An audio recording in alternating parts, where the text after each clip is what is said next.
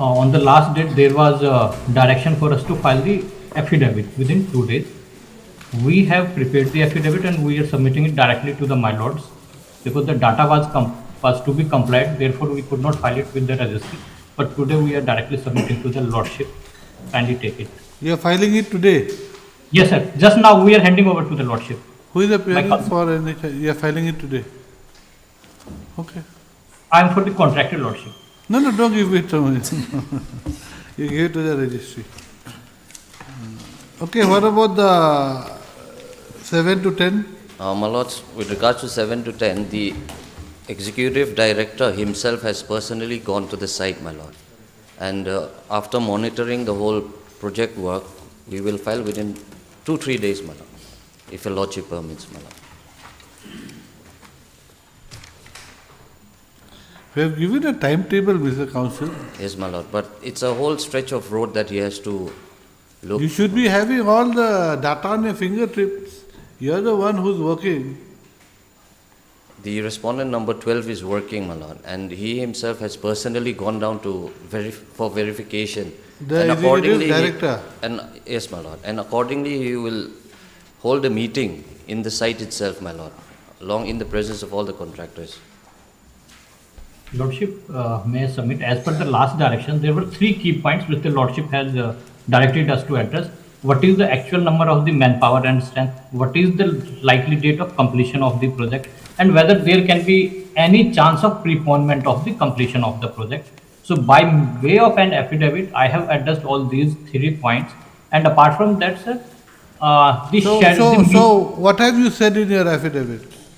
Lordship, I have stated in my, I have given the exact number of the machineries deployed at the site. How many?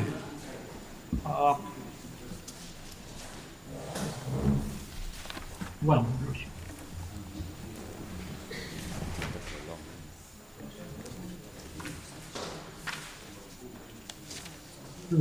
Lordship, it's at site Bilkhetwar to Kholasar, it's 44 machineries are deployed. How many? As per- How many? 44 Lordship. 44 personnel or machinery? No, machineries, Lordship, machineries, just like excavator, motor grader and all these things. And have then been and personnel, how many persons are working? Lordship, persons are working,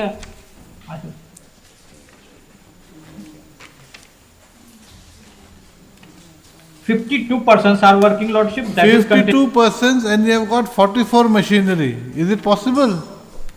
Lordship, 52 persons who are of the project coordinators and all these things. Apart from that, there are 35 laborers, that is including skilled labor, unskilled labor and helper. So as per the contract requirement, Lordship, my machinery is on higher side. No. So have you put all this data down in your affidavit? Yes, Lordship.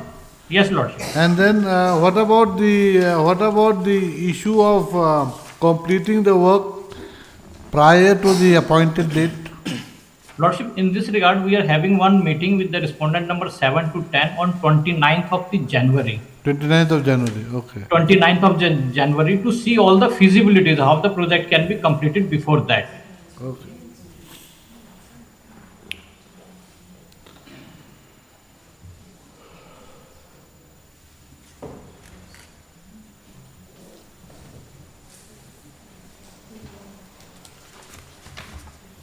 And what is the up-to-date status report according to you?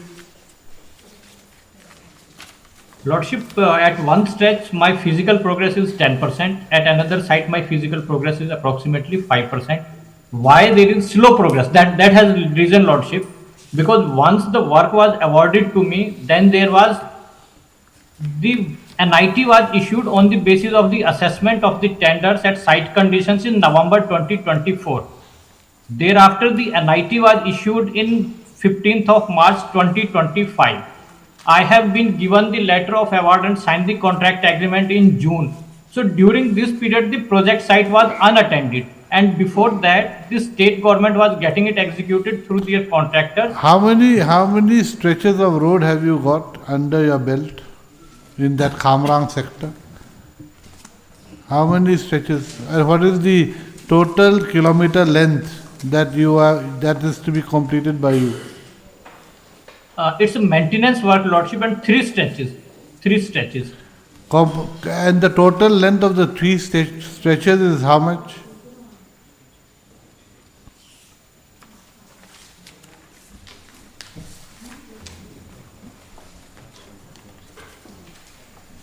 One stretch is, Lordship, 25 kilometer, and another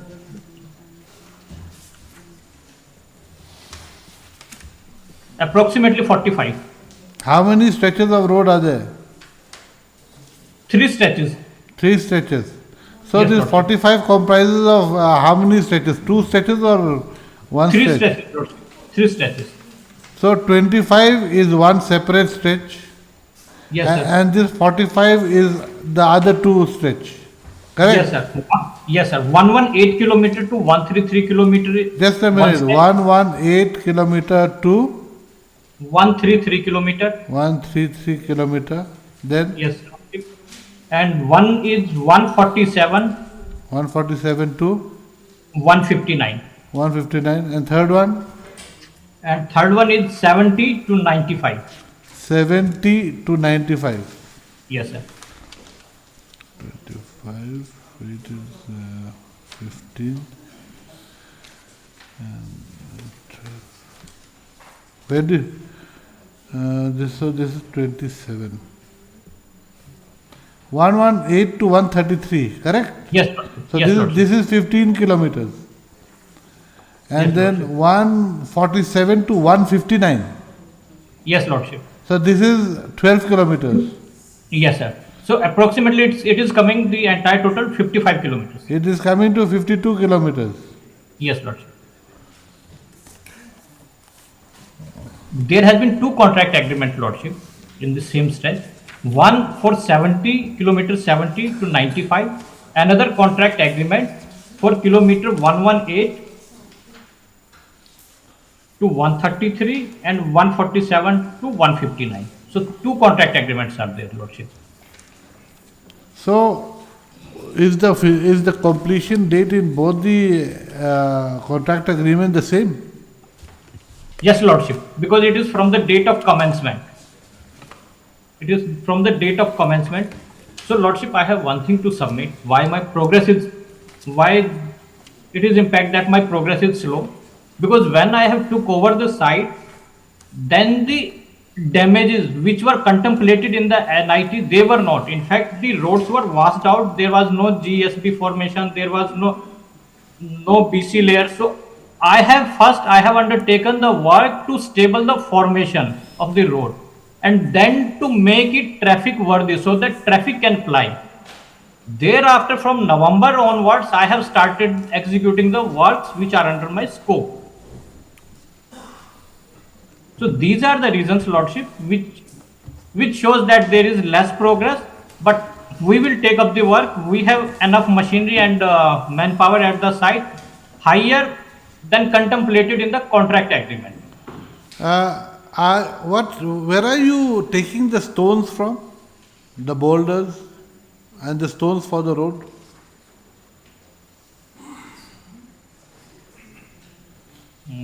I will not be answering, Lordship, at this. I want you to obtain instructions All right, Lordship. with regard to the quality of stones that you are using. Another thing is that I want a definite and unequivocal clarification with regard to whether you are using limestone rocks. Okay, Lordship. You see, there is one thing, the NHIDCL will also have to ensure that these limestone rocks are there, which are being taken out from Meghalaya. There was a case in Guwahati where stone crushers were being operated in the border areas of Mizoram. I think Kachar, maybe Karimganj area, I do not know, or Hailakandi area. Now, they were crushing these limestone rocks. And these limestone rocks, the government of Assam wanted to close them down. One of the reasons is that they are using these limestone rocks for preparation of roads, and these get crushed very easily. So if we have unscrupulous contractors or engineers or supervisors, you might be building inferior quality of roads. So that's why I want the NHEDCL to give a certificate in your affidavit Yes, my lord. that you are having some quality check on the stones that are being used by the contractor, and that they are not limestone, they are not crushed limestone rocks. Because I remember in one case, the contractor who was operating a stone crusher in the border area in Assam was one of the road contractors in Mizoram.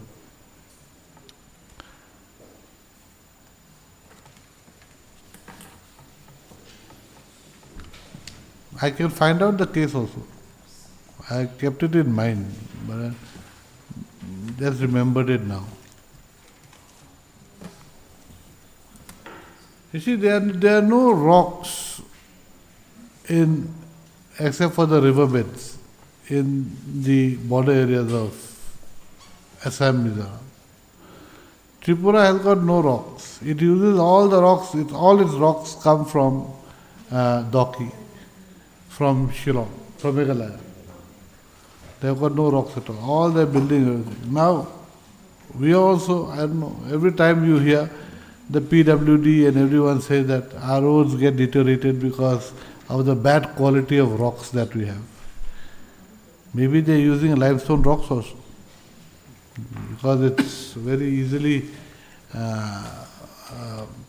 procured, cheap, looks like good stone. You know those it's got that white and grey and all that stuff. So it looks Lordship, as good, per but- my instruction Huh? which I have received, as per my instruction, no limestones are being used, Lordship, and the aggregates are procured from the Silchar, and the quality is being ensured by the NHIDCL and the authority engineer. Hope so, we hope so. But we want an unequivocal declaration by you in that respect. Because we might later on we might direct a test report to be made by independent body on the quality of the road that you are constructing.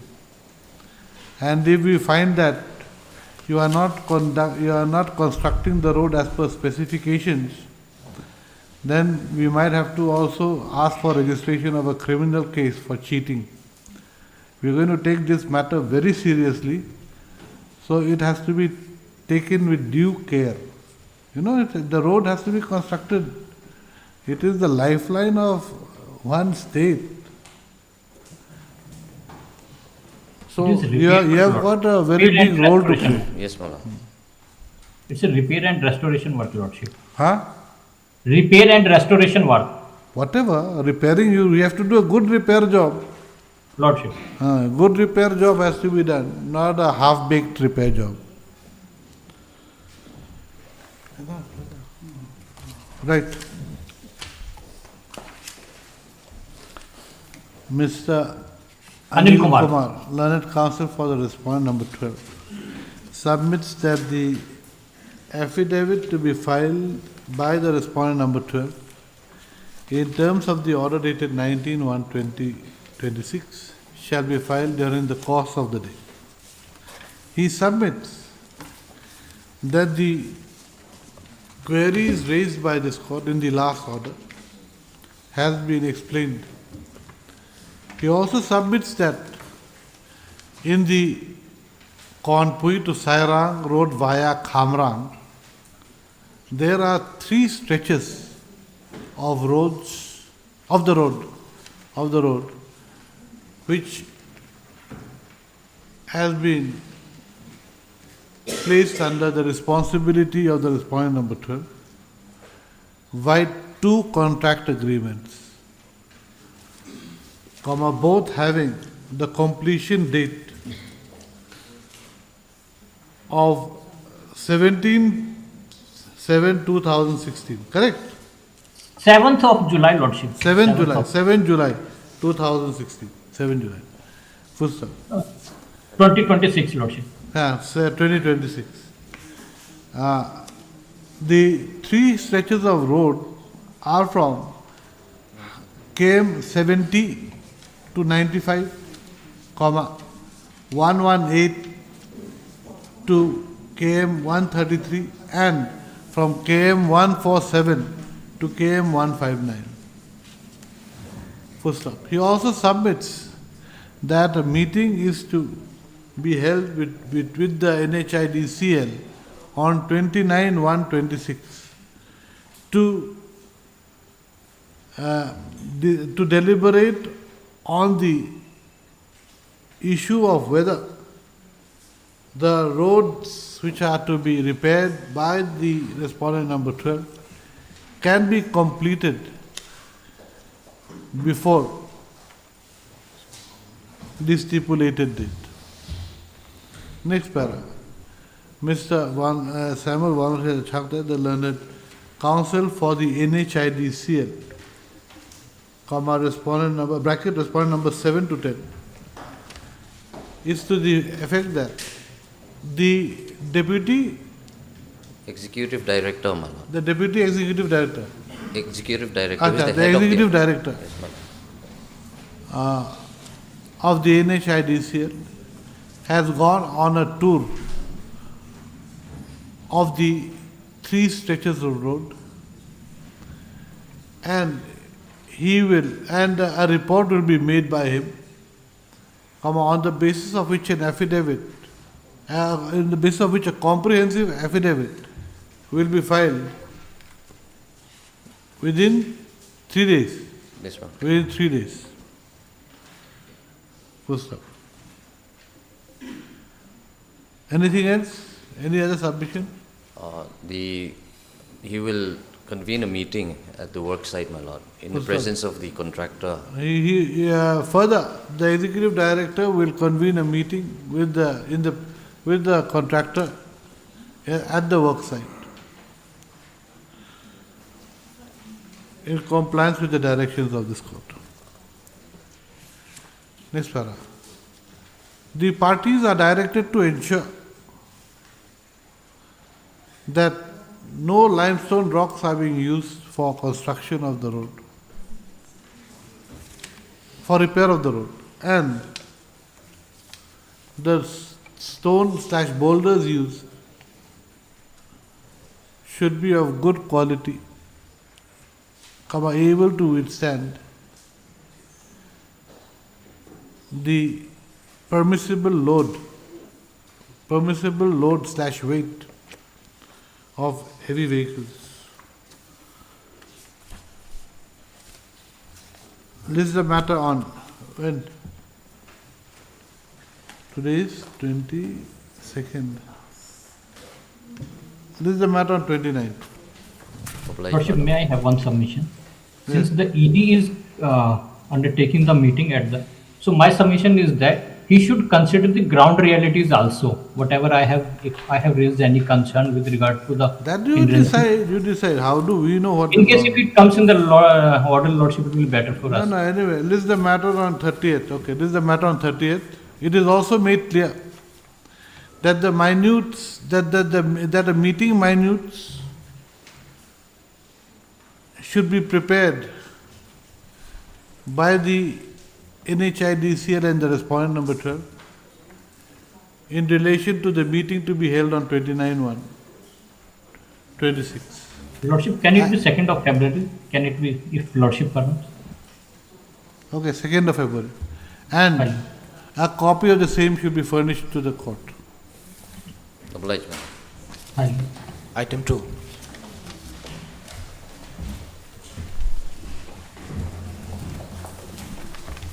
Lord, here, as per a please note, my lord, there is some service is not completed, my lord. This, my lord, I've seen, my lord. Then what to do? Lord, may I pray for paper publication, my lord? Because it related to only this 34 interest, my lord, this, my lord, and when the petition, my lord, no notice was served to us, my lord. And at that time, Railway Council was not there, my lord. The Central Government Council was, my lord.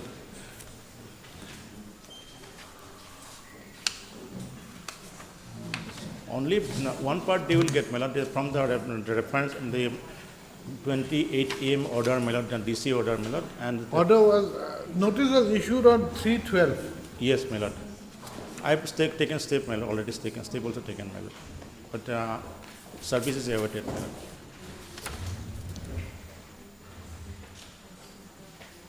Private response, my lord. Their address is here. Yes, my lord. I've So, they are living in Lai Puitlang. yes, my lord. So, Okay, right. paper publication, maybe, my lord. Right. There is no return of AD card or unserved notice from the respondents number 4 to 11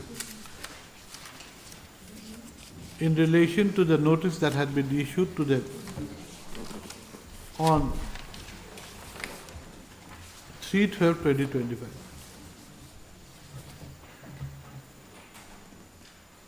Next paragraph. In the prayer of the applicant's counsel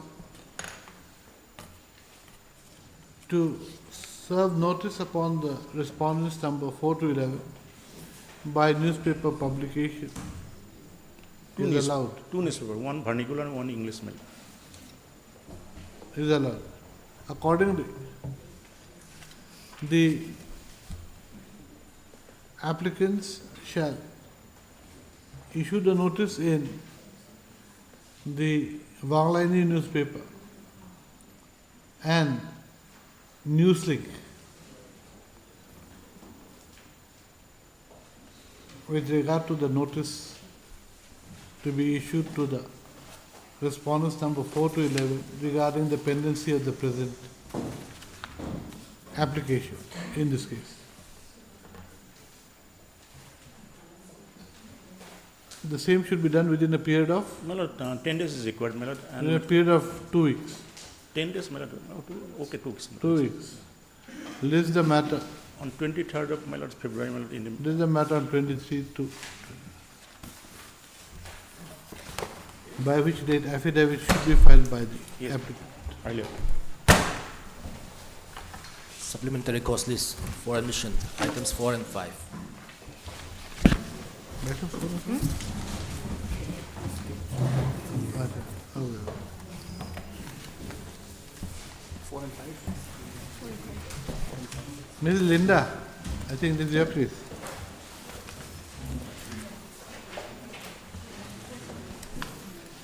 The YMA case.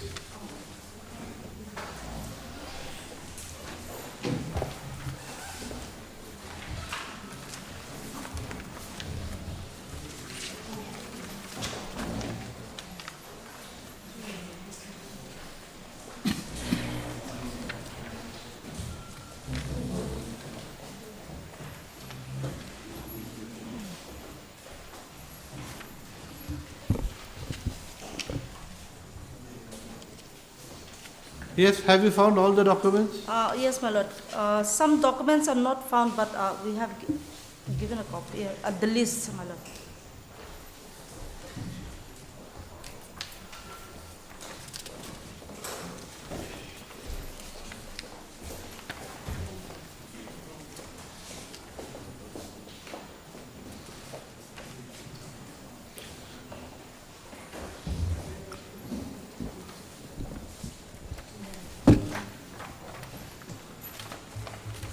How the doctor Sangwala always he's having always some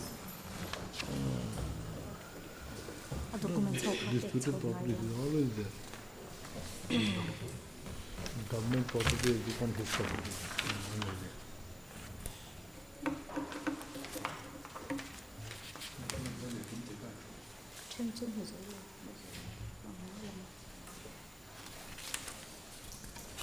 Have you given a copy of this list to the other side?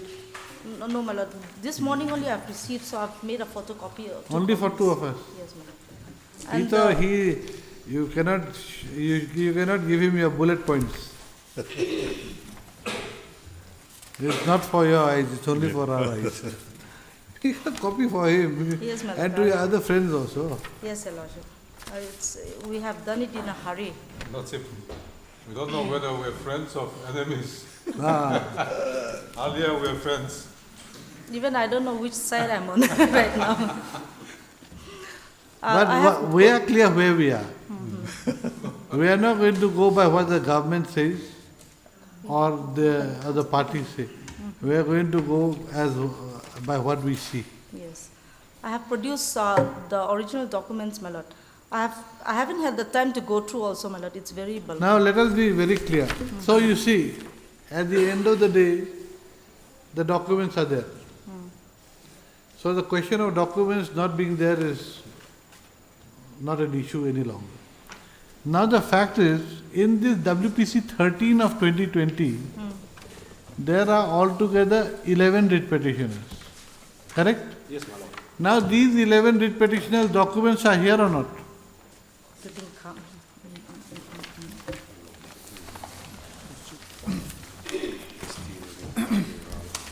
Yes, my lord. It's there.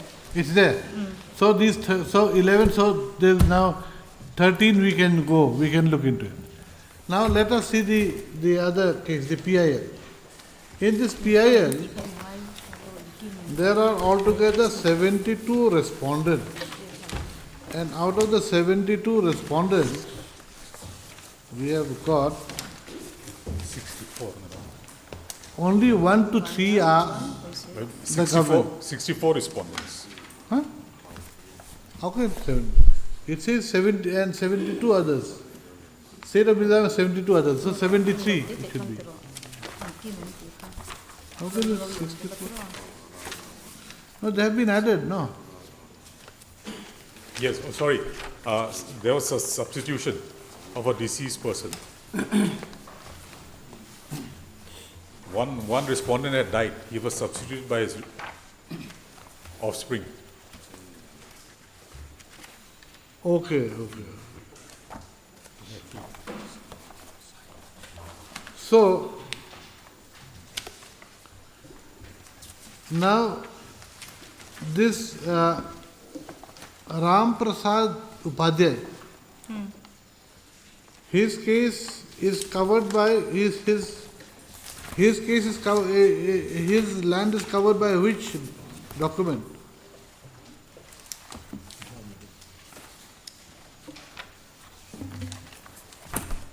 It's there in the earlier list, Huh? the previous list. Previous decision?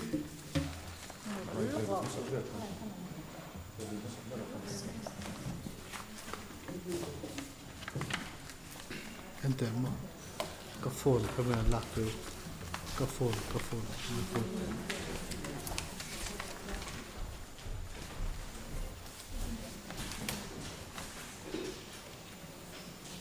You see, I think Ram Prasad Upadhyay's case has already been decided by this court. So not, that- not so much in the light of the present writ petition. No, that not so much the line of the, okay, but at least that Something has been the decided. yes, And the subsequent action not has been taken. no, but with regard to the present property that they are staying in, that has not been decided. It has not been But that is basically in a way decided by that judgment. as to whether they have right or not. That is all basically decided, I think. That has been looked into. And in fact, the Lordship, as directed by the Honorable Division Bench, we have taken step for filing of appeal. And appeal is pending now. Appeal means appeal from the decree of the trial court. There must be a condonation of delay. There has to be a condonation of delay because we have approached the wrong forum. But then I think that, okay, That is still pending. Lordship, no, just a minute.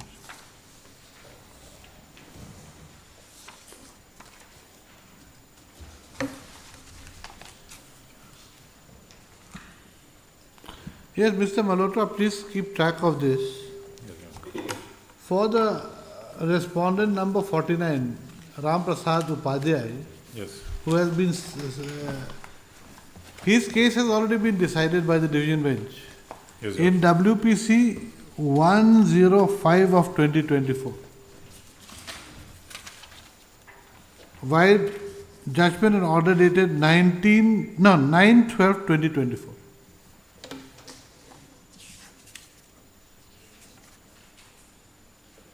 9/12/2024. Lordship, at the end of the order, after making certain observations, if I take a Lordships to page 48,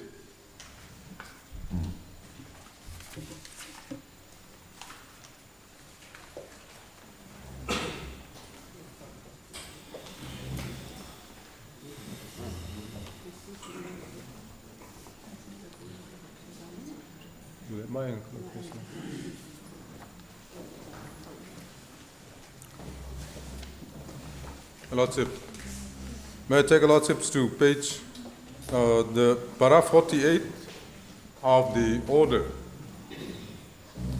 Lordship, I have, You see, those issues you will decide. But one thing is very clear. Here, the claim of this Ram Prasad Upadhyay is based on a document issued by the Assam Rifles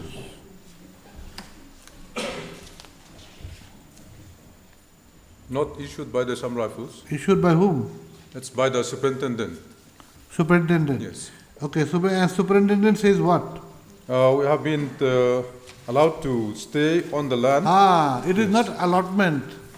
You have been Lordship- allowed to stay on the land. Lordship had observed that it is not an allotment. Correct. That is When, so far, when so far as supposing I say, Mr. Ramzawa, let us see the words. Where is the exact thing? Lordship had clearly observed about that. I know. That's why I just want to clarify it.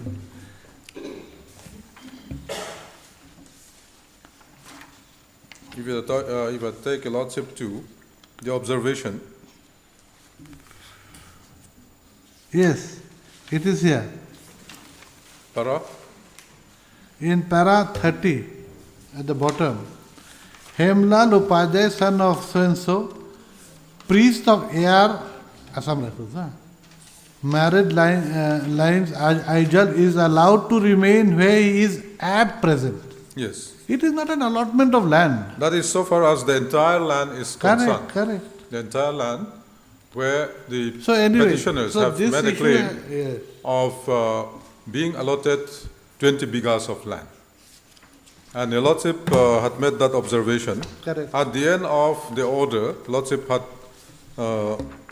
directed that at para 48, the above being said, there is nothing to show that the House Pass issued in the year 1974, or let's see that had been issued subsequently, as indicated in the foregoing paragraphs, have been curved out from the land covered by pass number 333 of 1929. Correct. The averments made by the petitioners in various paragraphs of the writ petition show that there are disputed questions of fact, which has to be decided by the civil court.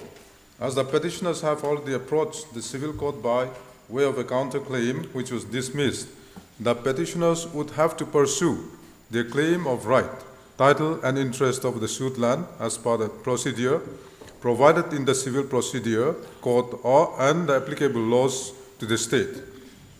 And here, pursuant to that, Your Lordship, Now We when was the counterclaim dismissed?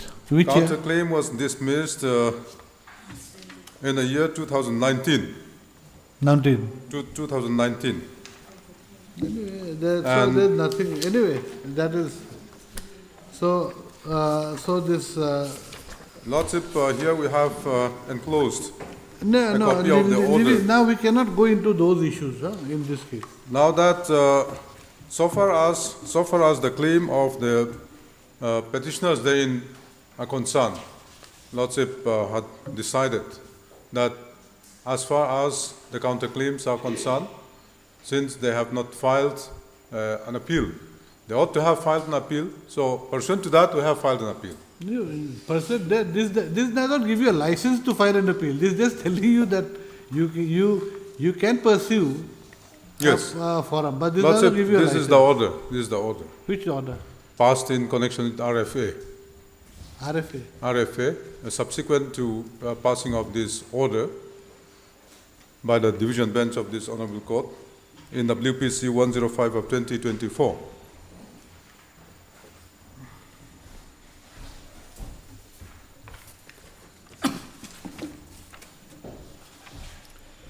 The matter is kept pending, and that order has indicated that condonation application is still pending. Matter has not been How can condoned. this be done? How can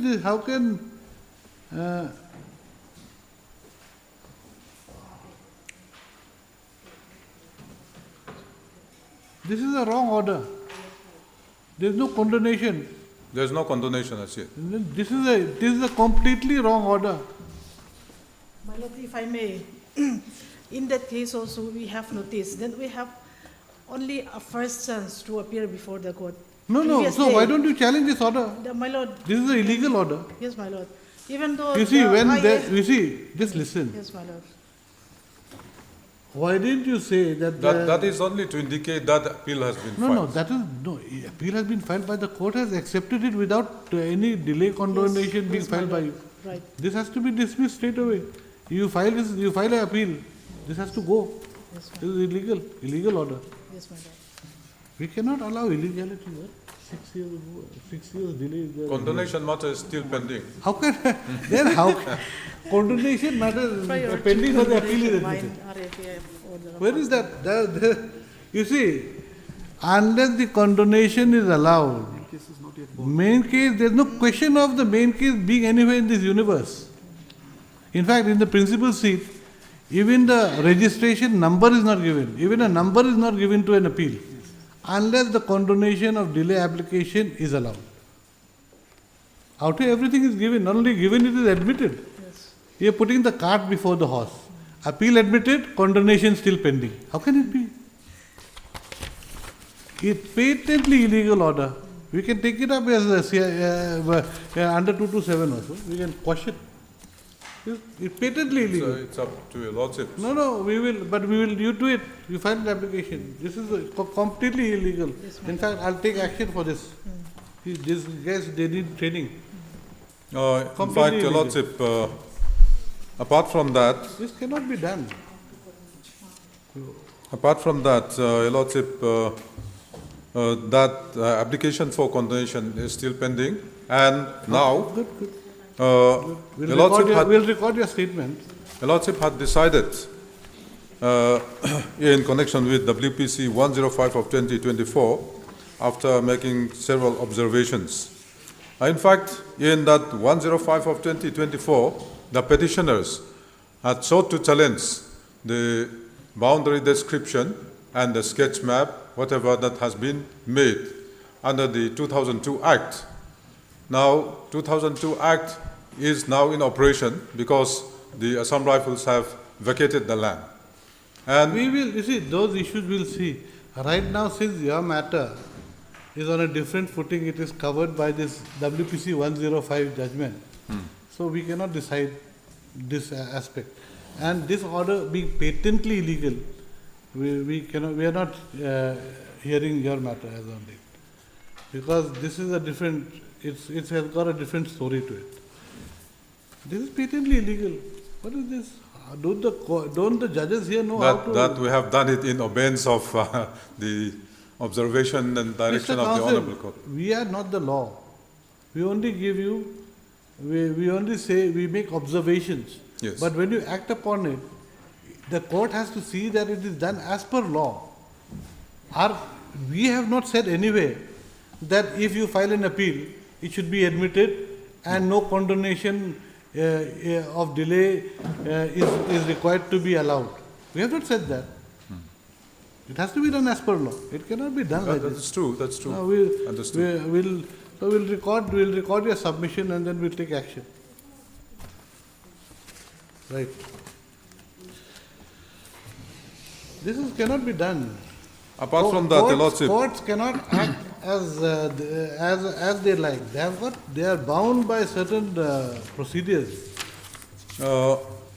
apart from that, Your Lordship, Yes, completely right.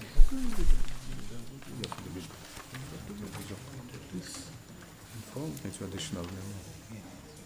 Madam, have you got a copy of this order? Yes, madam. Why haven't you filed an appeal against this? I just received yesterday. Or received yesterday? You May file an appeal. I take Lordships to You file an appeal, it will go straight away. It will be the first day itself. May I take Lordships to the affidavit in opposition filed by the No, Mr. Counsel. respondents we're not- number Mr. 49 to Counsel, we're not 53. hearing you. We're not hearing you because your case is with respect to this Upadhyay, whose case has been decided in 104. You have already taken recourse to an appeal. Okay? This appeal petition order is completely illegal. And as such, right now you have got, and when there is an appeal pending, we are not going to decide on the issue that you are raising now. There is appeal pending. All right. Right. So we cannot hear you on this aspect. Okay. Only thing is that we are just making an observation that this is a completely illegal order. Right. I think all the lawyers there will know also that how can there be an appeal admitted with and the condonation still pending.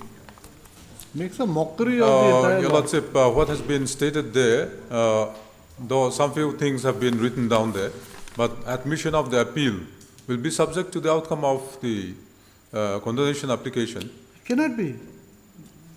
It cannot be. You cannot put the cart before the horse. You cannot drink mineral water unless you open the lid.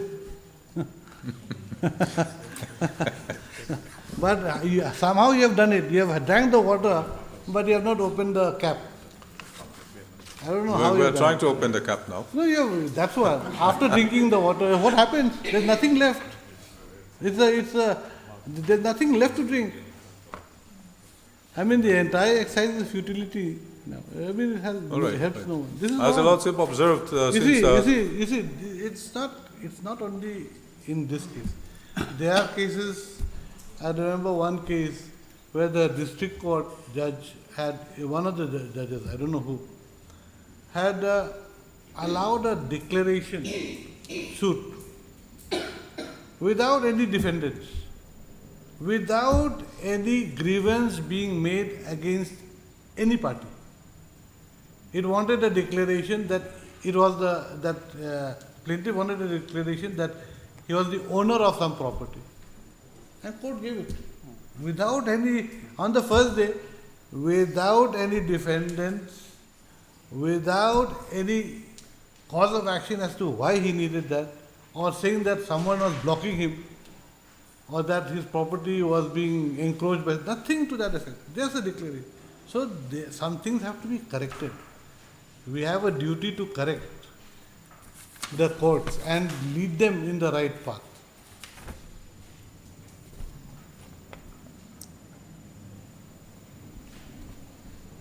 It's completely wrong.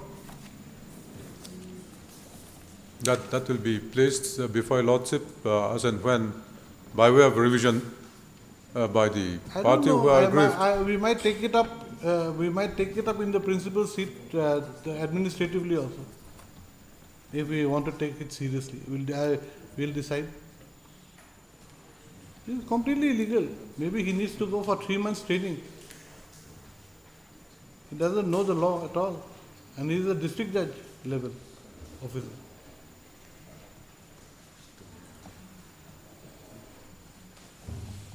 Completely illegal. Right. Okay, before that, so Mrs. Helen, Mrs. Linda, sorry, Mrs. Linda, this so they are all together.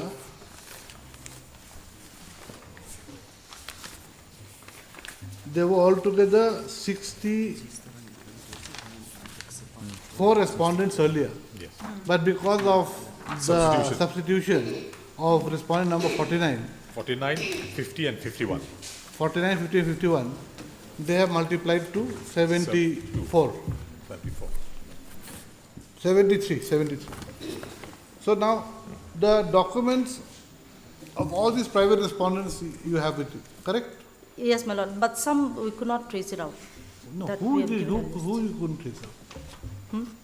What do you mean some you could not trace out? My lord, the list is given out here, my lord. No, sir, tell us which respondent number. My lord, we'll have to You have to, see from the. you have to compare and contrast. Yes, my lord.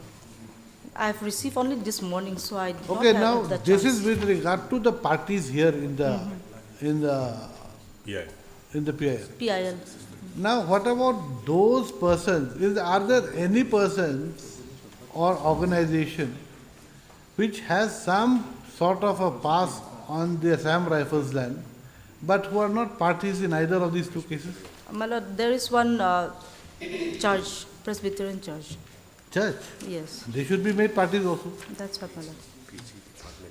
PG Departmental. No one can escape. Everyone has to be heard.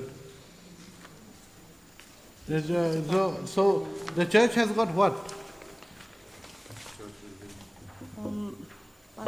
Para 7, Your Worship, Para 7 of the PIL. We have mentioned it out there.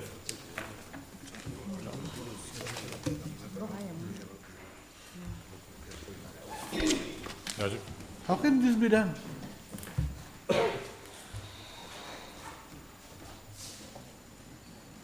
It appears, Your Lordship, that the land which is being used by the church, the Presbyterian Church of Mizoram, for worship purposes is on the other side of the road. Maybe. On the other side of the road. Doesn't It is simply used by the Assam Rifles. It is used as Assam Rifles Church. Correct. But it is Assam Rifles land. No, it cannot be said to be as a Assam Rifles land Why?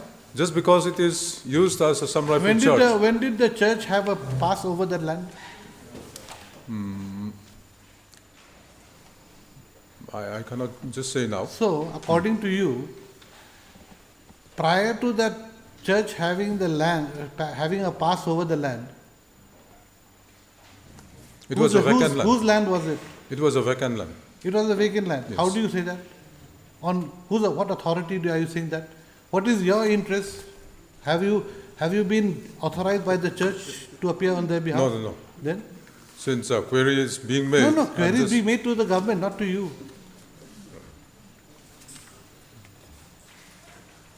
My lord, I'm not aware of the outcome, but there has been several meetings on whether No, they should whatever be be the impeded. meetings, you see, madam, there is one issue. Now, there's church, there are temples, there are many things.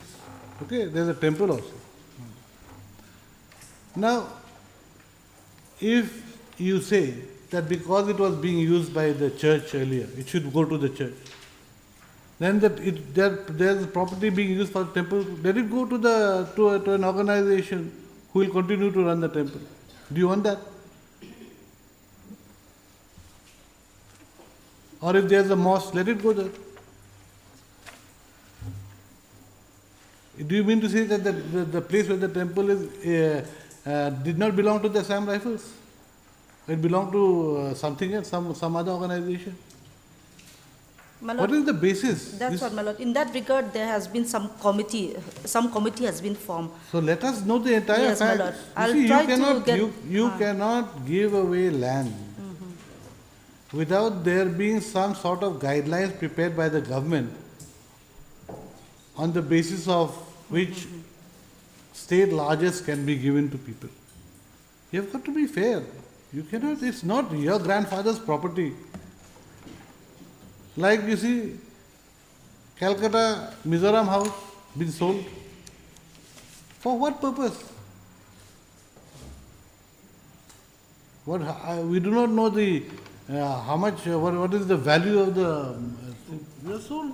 Now there's a court case because the government is now, new government is saying that this, why are they selling it?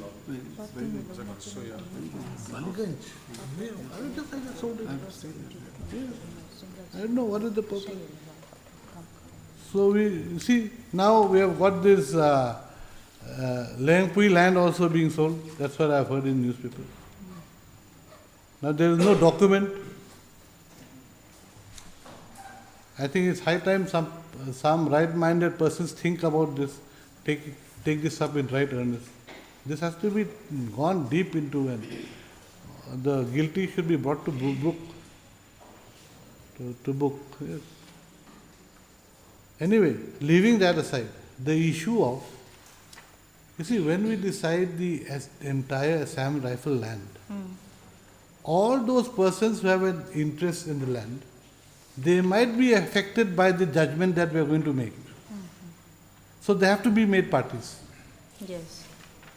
Because supposing we pass an order that no, they cannot have, then they will say we were not heard, and they'll be correct. We were condemned without being heard. So it's a question of being fair to everybody. They have to, and then you also have to say that yes, they also should be heard. Everyone should say that, in fact. It is the very purpose of a court that everyone should be heard before their rights are decided. Yes.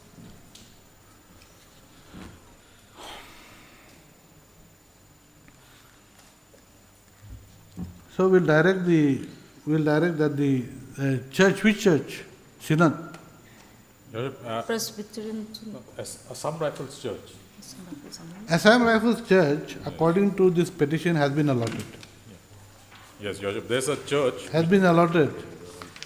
Now yes, we'll list it tomorrow. Again no time.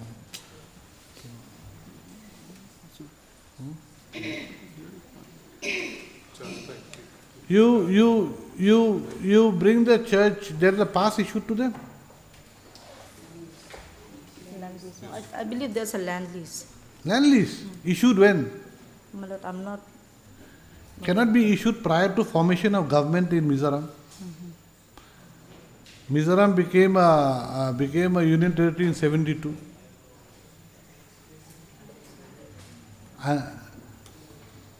And unless they have some pass by the district council. So anyway, so you bring that, we'll call them, let them be heard also.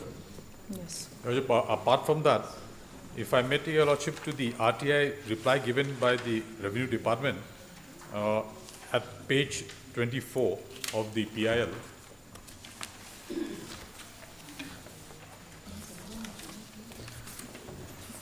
Yes. If your Lordship will see, this is the list of landholders inside Assam Rifles main barrack area. Main barrack area? Yes, this is the list of landholders, and serial number 26. It appears that a miscellaneous pass has been issued to the Bethlehem Village Council Court. How can that be? In 2006? Yes. Again, next page, serial number 30. Just a minute. Bethlehem to Bethlehem, no? Serial next page, page 25, serial number 30. PHE department was issued lease in 2005. Serial number 32. Village Council Court was again issued a miscellaneous pass on number 25 of 2006. So there have been issued two passes, 25 and 26 of 2006. So they are not parties here? They are not parties here. We'll make them parties. And your serial number 39. They have also not been made parties. Primary school. Primary school? Serial number 39. Serial number 39. 1986. DPL. DPL. So these are, in fact, serial number 30 and 39 are government institutions.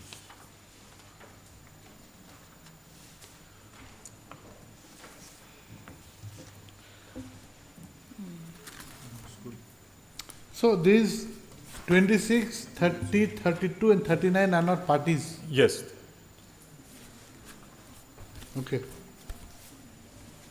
So all the land documents are here except for one or two. Who? A few passes, my lord. You have not. Can you clarify by tonight, by tomorrow morning? Yes, my lord. Everything will be there. Okay, right.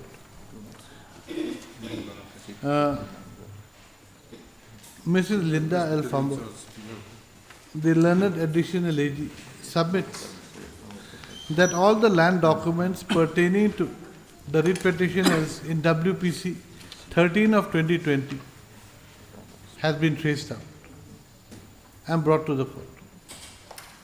She submits that most of the land passes of the respondents, private respondents, in PIL 31 of 2020 have been traced out except for a few, the details of which she can produce tomorrow.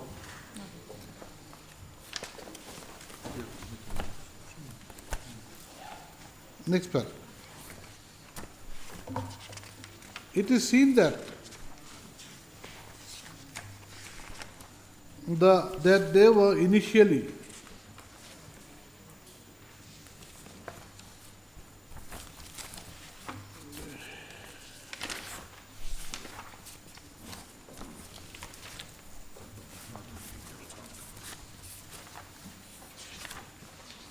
(64) respondents in PIL number 31 of 2020, out of which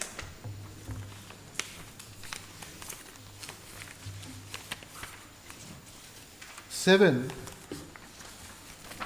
were made up of the state government and the Union of India. Thus, out of the 57 private respondents in the PIL number 31 of 2020, respondents number 49, 50 and 51 have expired in the meantime. Due to substitution of the respondent number 49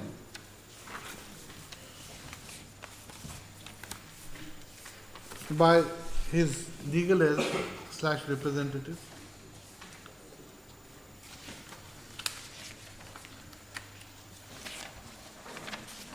and the substitution of respondents number 50 and 51,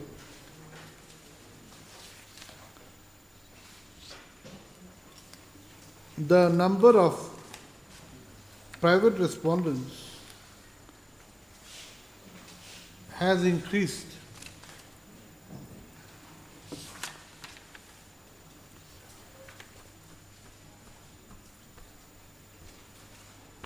to 65,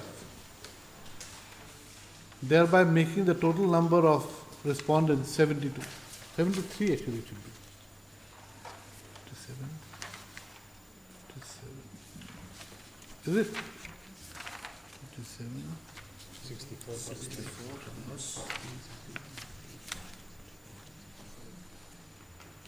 66. 66. No, 66. Huh? Full stop.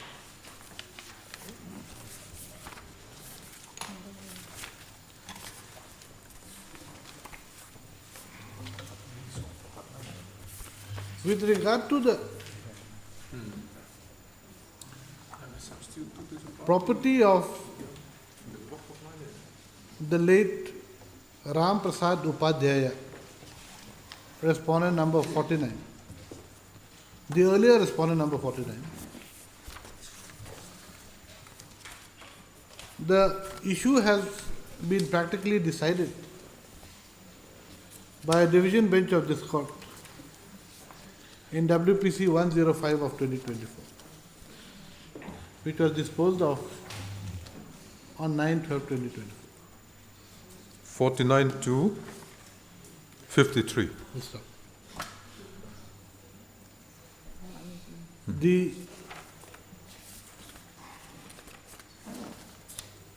Learned Senior Counsel representing the earlier respondent number 49 and his legal representatives, who are 49, who are made up of, who are 9 in number,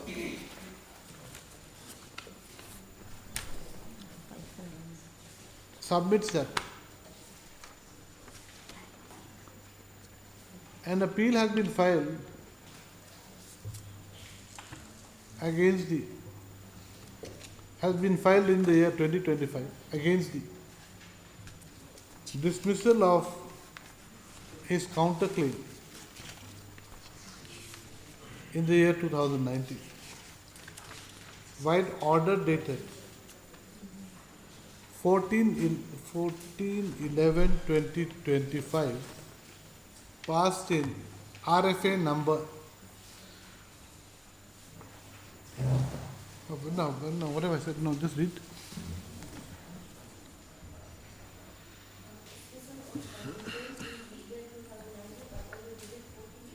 No, just read the entire sentence.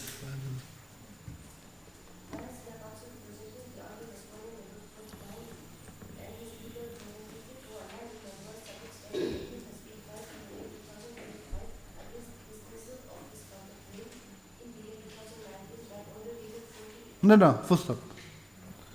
The appeal filed,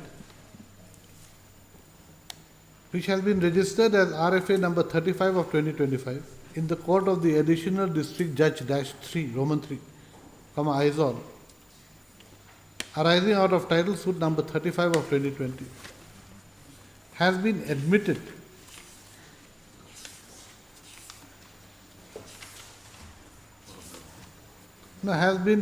has been accepted and registered without the condonation of delay application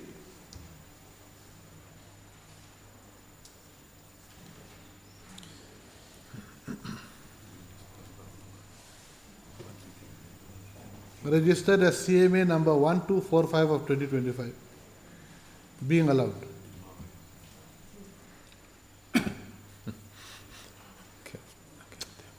Notice has also been issued in the RFA number 35 of 2025 by the Court of the Additional District Judge -3, Aizawl, while order dated 14/11/25.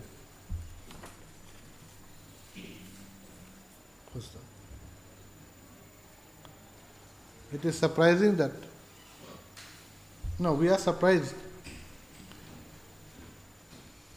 with notice being issued on the appeal without the condonation of delay application being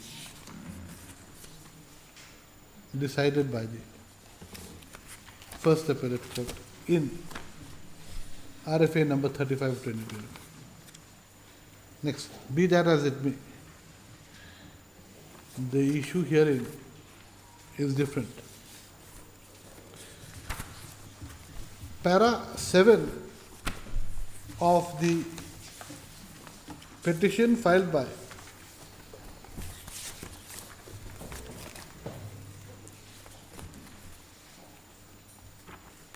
the Central YMA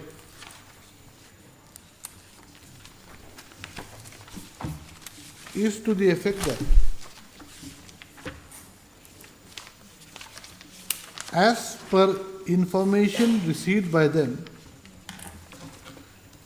it appeared that the Assam Rifles Church at Dorpui, which was at that time in the possession of the Assam Rifles, had been illegally allotted by the Revenue Department to a particular church denomination without the knowledge and consent of the Assam Rifles, and in violation of the Mizoram restriction on use of transferred land Act, 2002. Next.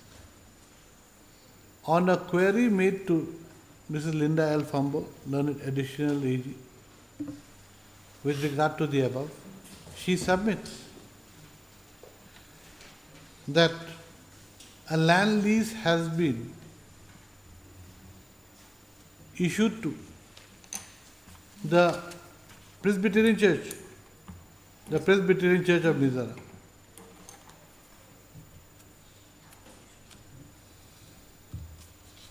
So you get the copy of that tomorrow.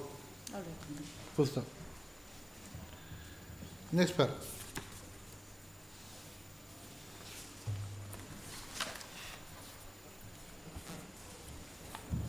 In view of the said admission by the state that a land lease has been issued to the church in respect of Assam Rifles land, we are of the view that the Presbyterian Church of Mizoram should be impleaded as a party. Inasmuch as any decision made by this court with regard to the issue in question regarding the various land passes issued to various persons could have a direct bearing on the land lease allegedly issued to the Mizoram Presbyterian Church. Full stop. Next paragraph. The affidavit, where is that page that I read, that those list? Well, that is in part of the PIL, page 24 of Huh? it's part of the PIL. That list, page 24. Huh. It's part of the PIL. Annexure 3 of the PIL is a list of land holders inside the Assam Rifles main barrack area, Issued by the Revenue Department. issued by the Revenue Department. Out of the 54 names listed therein, serial number 26, 30, 32 and 39 are as follows. You take it down, okay? Okay, 36, page 24 and 25, okay? I'll put this. I'll put the red one, huh?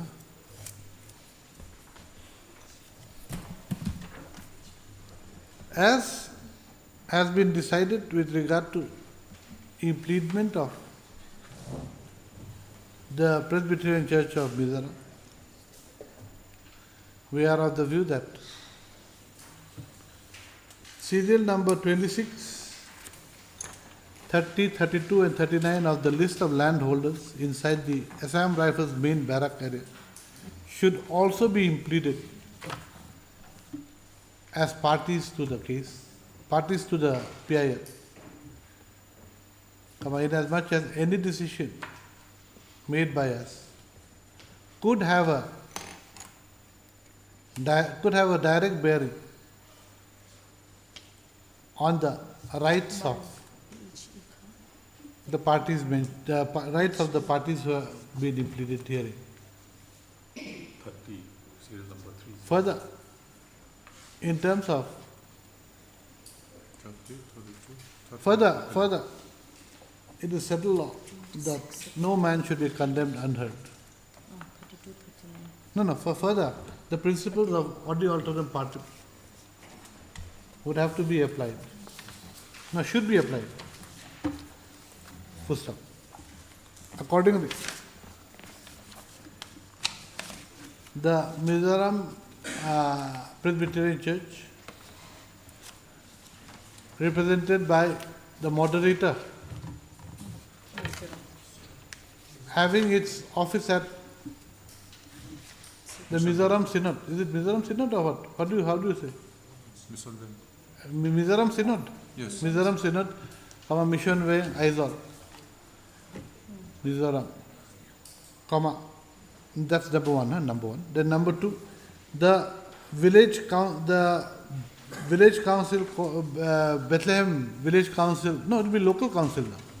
Yes, Now The it's local Bethlehem government. Local Council, represented by its president,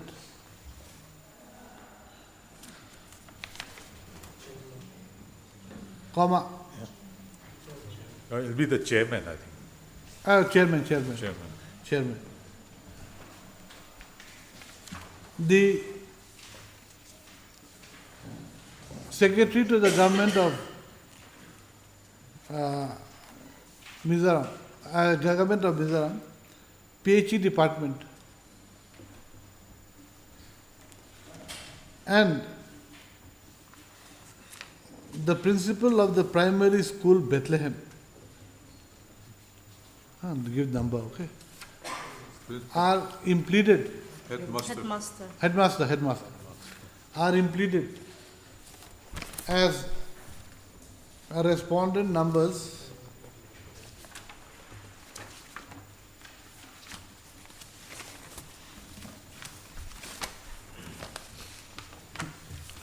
respondent numbers 65 onward. 65, 66, 67, 68.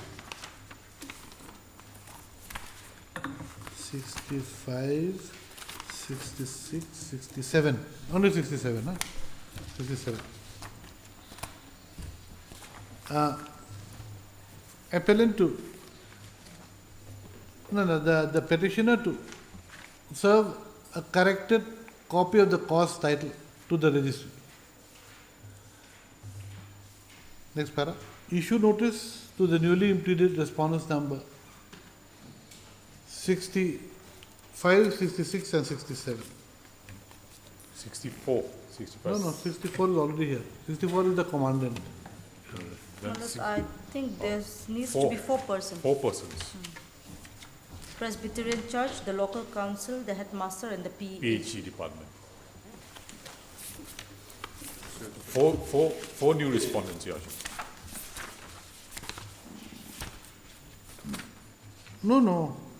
You see, village council has been given twice. So that is why So they are one. They are One. one. They've been given 2 plots. the church, Church. The village okay, council, Okay. PHE Yes. and the 65, 66, 67, 68. Okay. So issue notice to the newly implemented respondents number 65 to 68. Then petitioner to submit a corrected copy of the cause title to the registry of this court. Steps to be taken by the, we have said issue notice, no? Steps to be taken by the petitioner for service of notice upon the respondents number 65 to 68 by speed post. Within, we can do it dusty also, if required. you can do it, okay, by dusty, by speed post or by dusty service. Within a week. Your Worship, the PHE department, my learned friend, So that she'll, PHE you can accept next. Ms. Linda L. Fambol, additional AG, accepts notice on behalf of the respondent number 66. 66, PHE, 66. Next para. The additional AG shall also obtain the records of the land passes issued to the respondents number 65 to 68 by tomorrow. It is made clear that any interim order passed in this case will also apply to the newly implemented respondents. This is the matter tomorrow. For hearing. Most probably will become very unpopular, but what to do? For hearing, item number 3.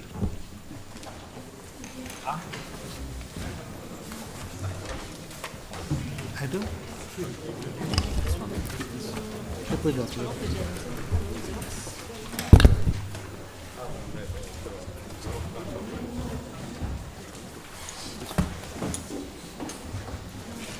May it please your lordship, this matter was listed on the 20th of January, wherein I was asked to have instructions regarding two queries of the Honorable Court. The first query being to produce the official government order circular directing the local councils of Aizawl City to conduct checking inspection of vehicle garages subsequent to the order dated 13/9/2023.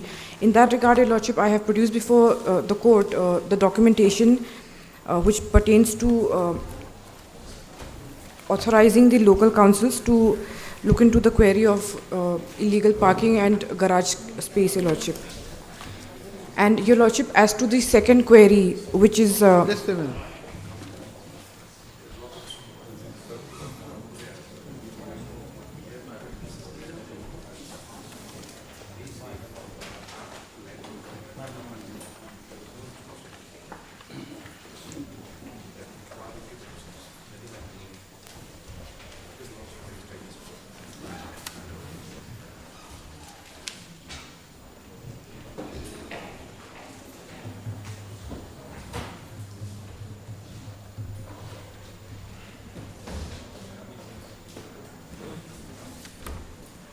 Has anyone replied to these letters? your lordship, due to the exceptionally short notice, I have just been given this document as of now, your Well, we are lordship. going to give you an exercise. You see, this is all delaying tactics. Now, one thing is that probably you are going to have none. We want all documents or communications made by any of the local councils to you in response to these letters. And whether you have letters or not, we want you to conduct the checking and inspection of these garages. We'll do it phase-wise. We'll do it for 3 localities now. It should be done within 2 weeks and a report be made within 3rd week. Then we will go to other localities also. If we don't give this type of directions, we will never do anything. Probably you have not done anything.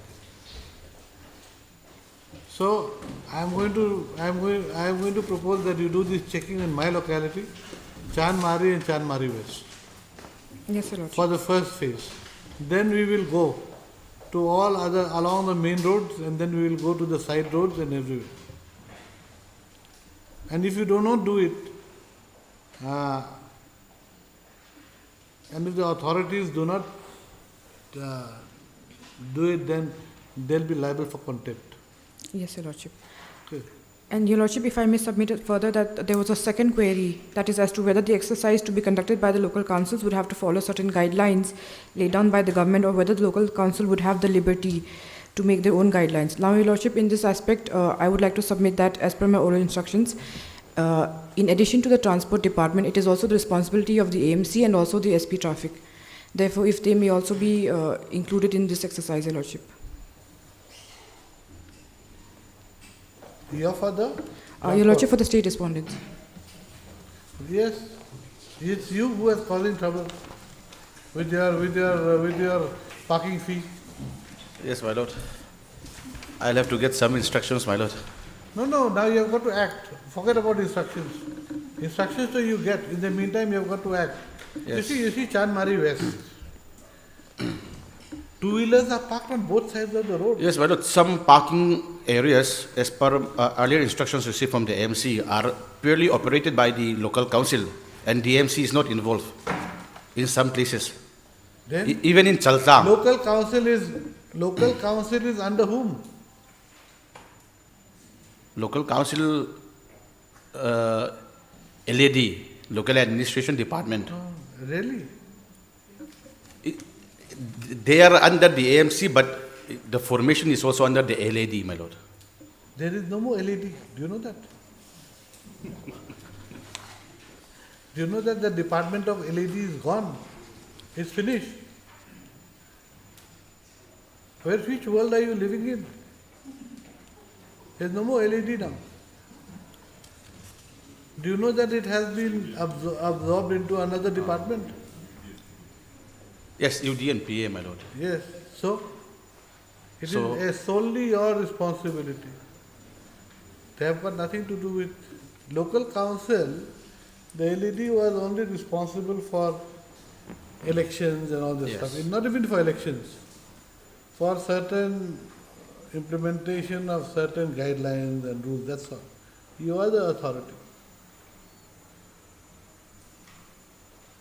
Otherwise, you tell me, if you say that they are under, LED is gone, now they are under whom? UDAPA. Where is the notification? Show me that they are under the UDAPA. It is a municipality, Mr. Council. Aizawl is now being looked after by a municipality. Yes, my lord. Then, where is the question of LED? LED was there only for the village councils, not for local councils. They are not clear with their fundamentals, it appears. So just be sure of that. So now, you see the LED is no more in the picture. AMC will have to ensure with the traffic and with the transport department that parking is done as per the notifications and guidelines issued by the government. You have got to take action. And you see, there are some areas where you give them, do you mean to say that this parking tickets and all, or the ticket collectors, they are appointed by some other departments? No, my lord, AMC has designated parking areas, but the local council on their own, Correct. in their locality, Ah. have collected parking fees on their own. That is a different issue. Now, when you have designated the parking area, you don't designate them, then there's no question of collection of parking tickets. Yes, my lord. So it's you who is designating parking areas. But the parking area should be such that they should not disturb the flow of traffic. Yes, my lord. But more than that, you see, there is one aspect. Because of the parking area that they have given, sometimes two vehicles cannot cross each other. Yes. That is your problem. But the other problem is that people park on areas which are not designated as Yes, parking. side by side. Yes, on either side of the road. Then that causes a problem. That would have to be taken You care see, of by nothing is going to happen with the AMC and the local council, because they are all dependent on votes. They don't want to, and local councils, so they are all known to you. So they don't like to, and Mizos are such that they don't want to hurt somebody's feelings. You know, we are all softies. But that cannot be. At the end of the day, because of your softness, you are creating problems for thousands while making 2 or 3 people happy only.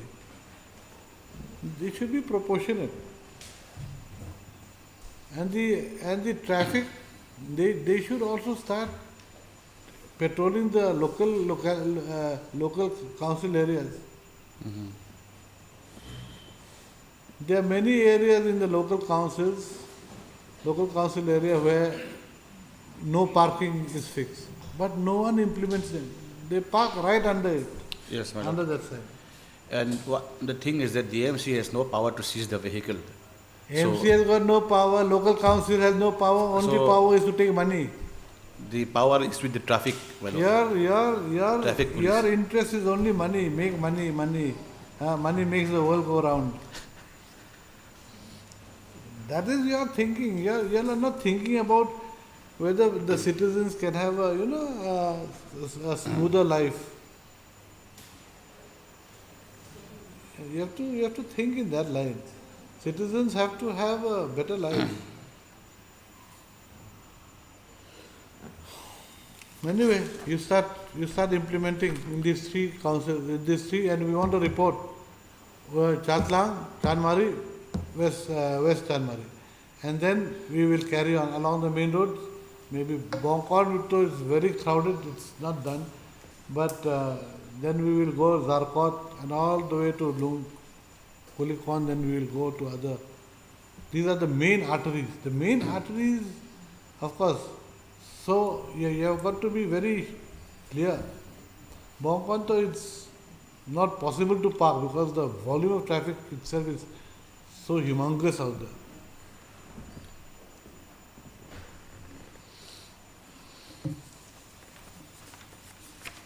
These are all, this is of 2020, madam. You should be having communications. For 5 years only this. Where is your register showing that they have been received by the local councils? I think you should produce that on the next day.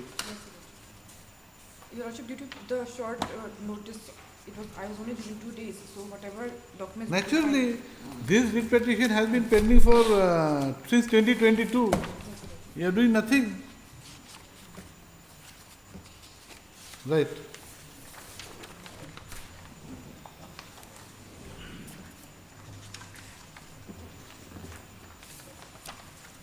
In pursuant to the order dated 14/7/2025, passed by this court,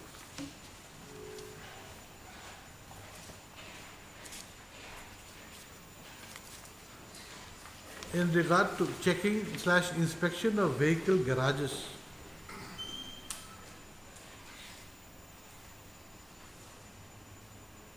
subsequent to the earlier order dated 13/9/2023.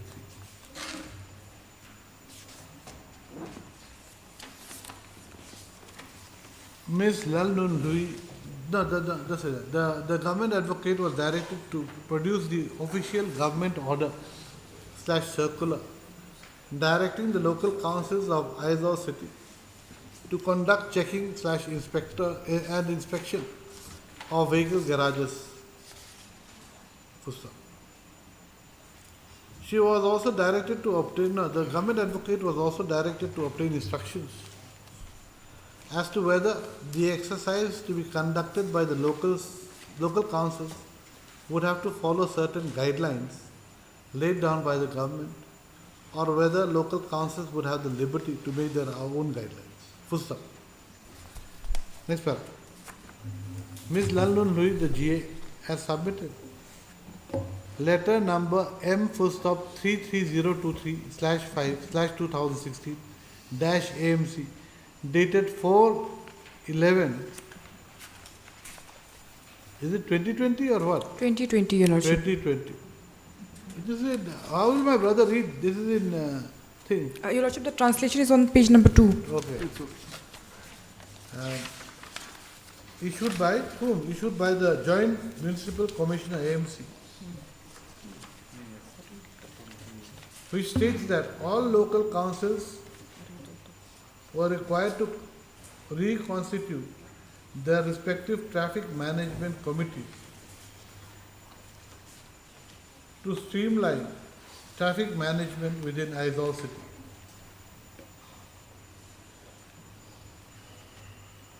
They were also to enforce the law with respect to parking of vehicles in designated parking zones.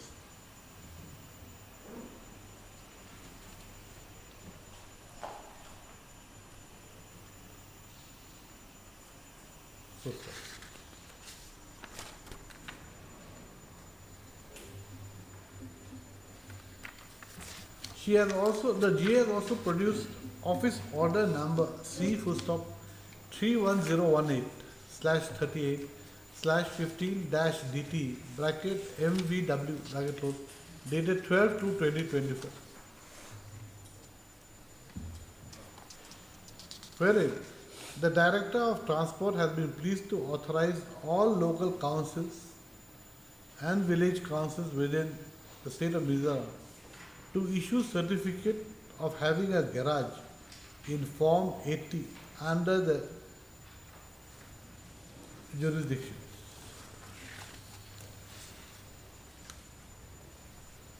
The said office order was issued under Rule 54 of the Mizoram Motor Vehicles (Amendment) Rules 2020.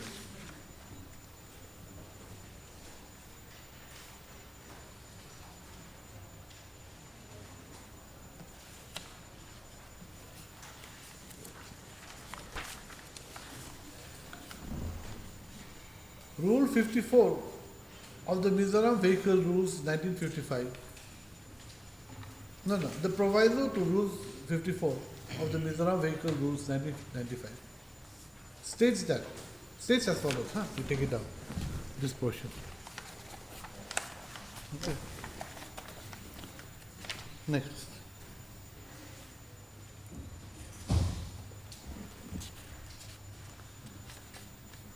Despite the above documents submitted by the GA pertaining to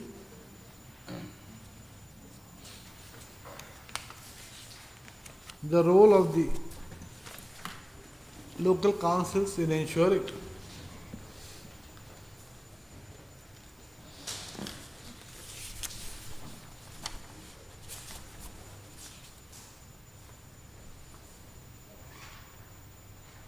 streamlining,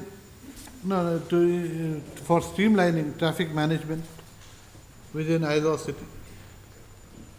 It is quite apparent that nothing really has been done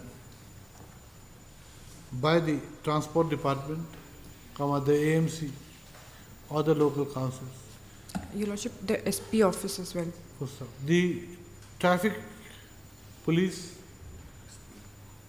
are all, SP traffic. Your Lordship. the traffic police are also required to play a hand in the streamlining of traffic within Aizawl city.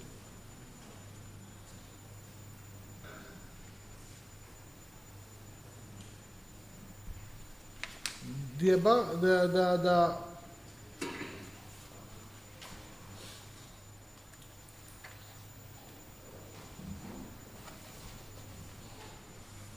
reality as on date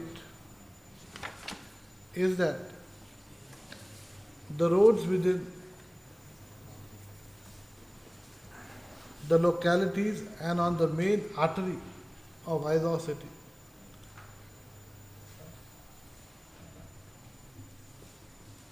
is choked with moving traffic amongst between parking of vehicles and two-wheelers in non-designated parking areas, in non-designated parking areas, in non-parking areas.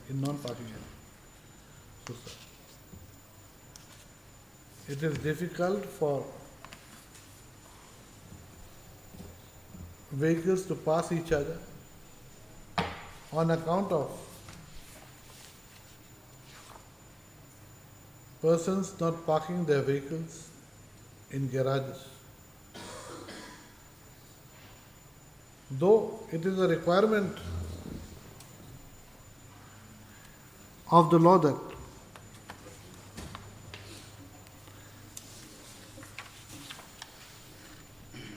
a garage is necessary for registering any new vehicle, it is quite apparent that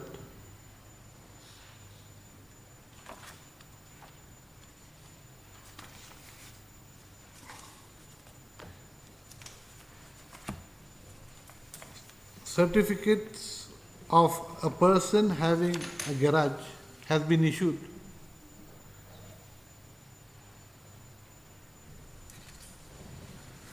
by authorities, by designated authorities, without the said vehicle owner having any such garage.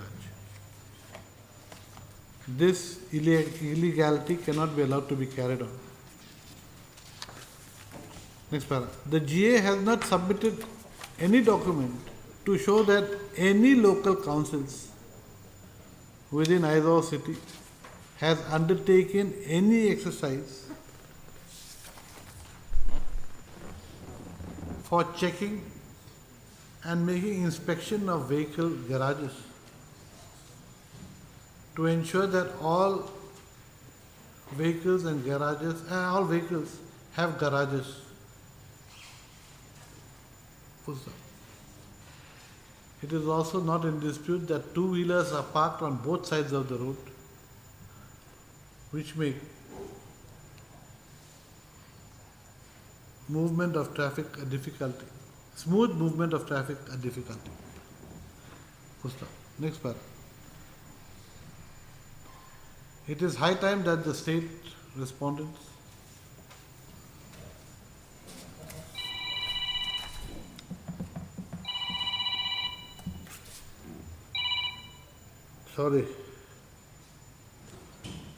undertook their responsibility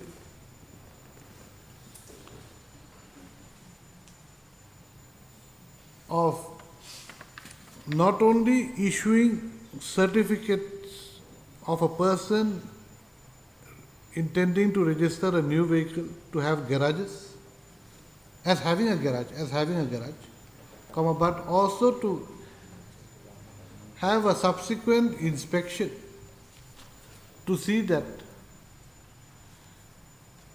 one garage is not used for registering 4 or 5 vehicles. Thus, the Transport Department, the AMC, the Traffic Police and the local council should start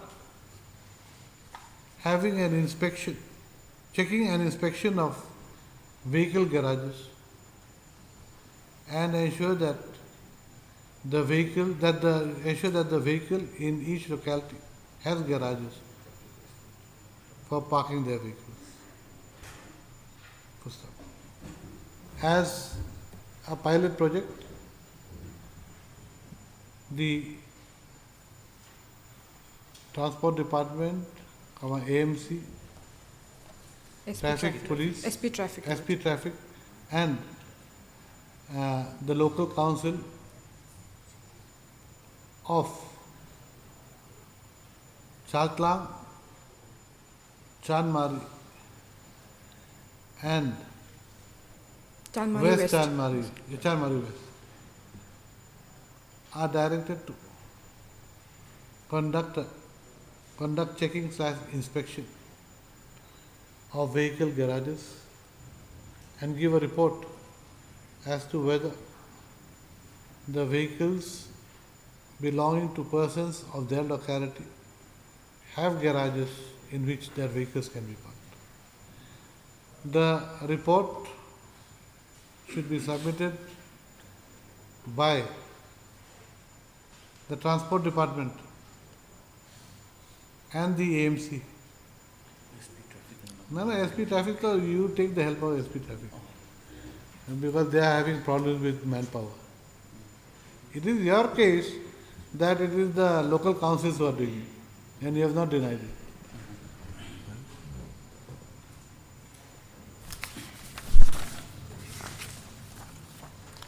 And this letter is from you, is from the AMC to the local council, not to the traffic.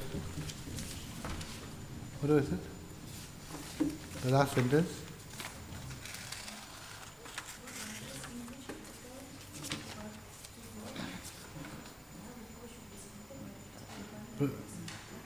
And the AMC, with respect to the above 3 localities, within a period of Your Lordship, if 4 weeks' time may be granted, because 4 weeks' time.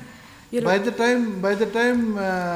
time you finish Aizawl city, will be 80 years old. Your Lordship, the PAHO scheme also, the affidavit regarding the PAHO scheme also has to be submitted. So if this, both the... Okay, within 3 weeks. Within 3 weeks. List the matter on 22/1/26. Your Lordship, 22/1/26 is today. Oh, sorry. 3 weeks. 3 weeks from today. List the matter on. Good. 18 February.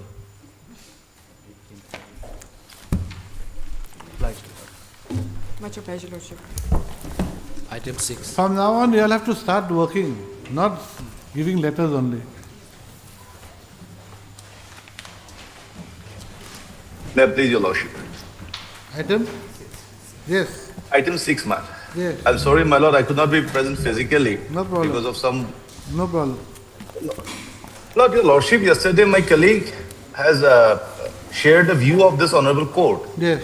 That Your Lordship was of the view that the reference opinion given by the Election Commission has to be put to challenge.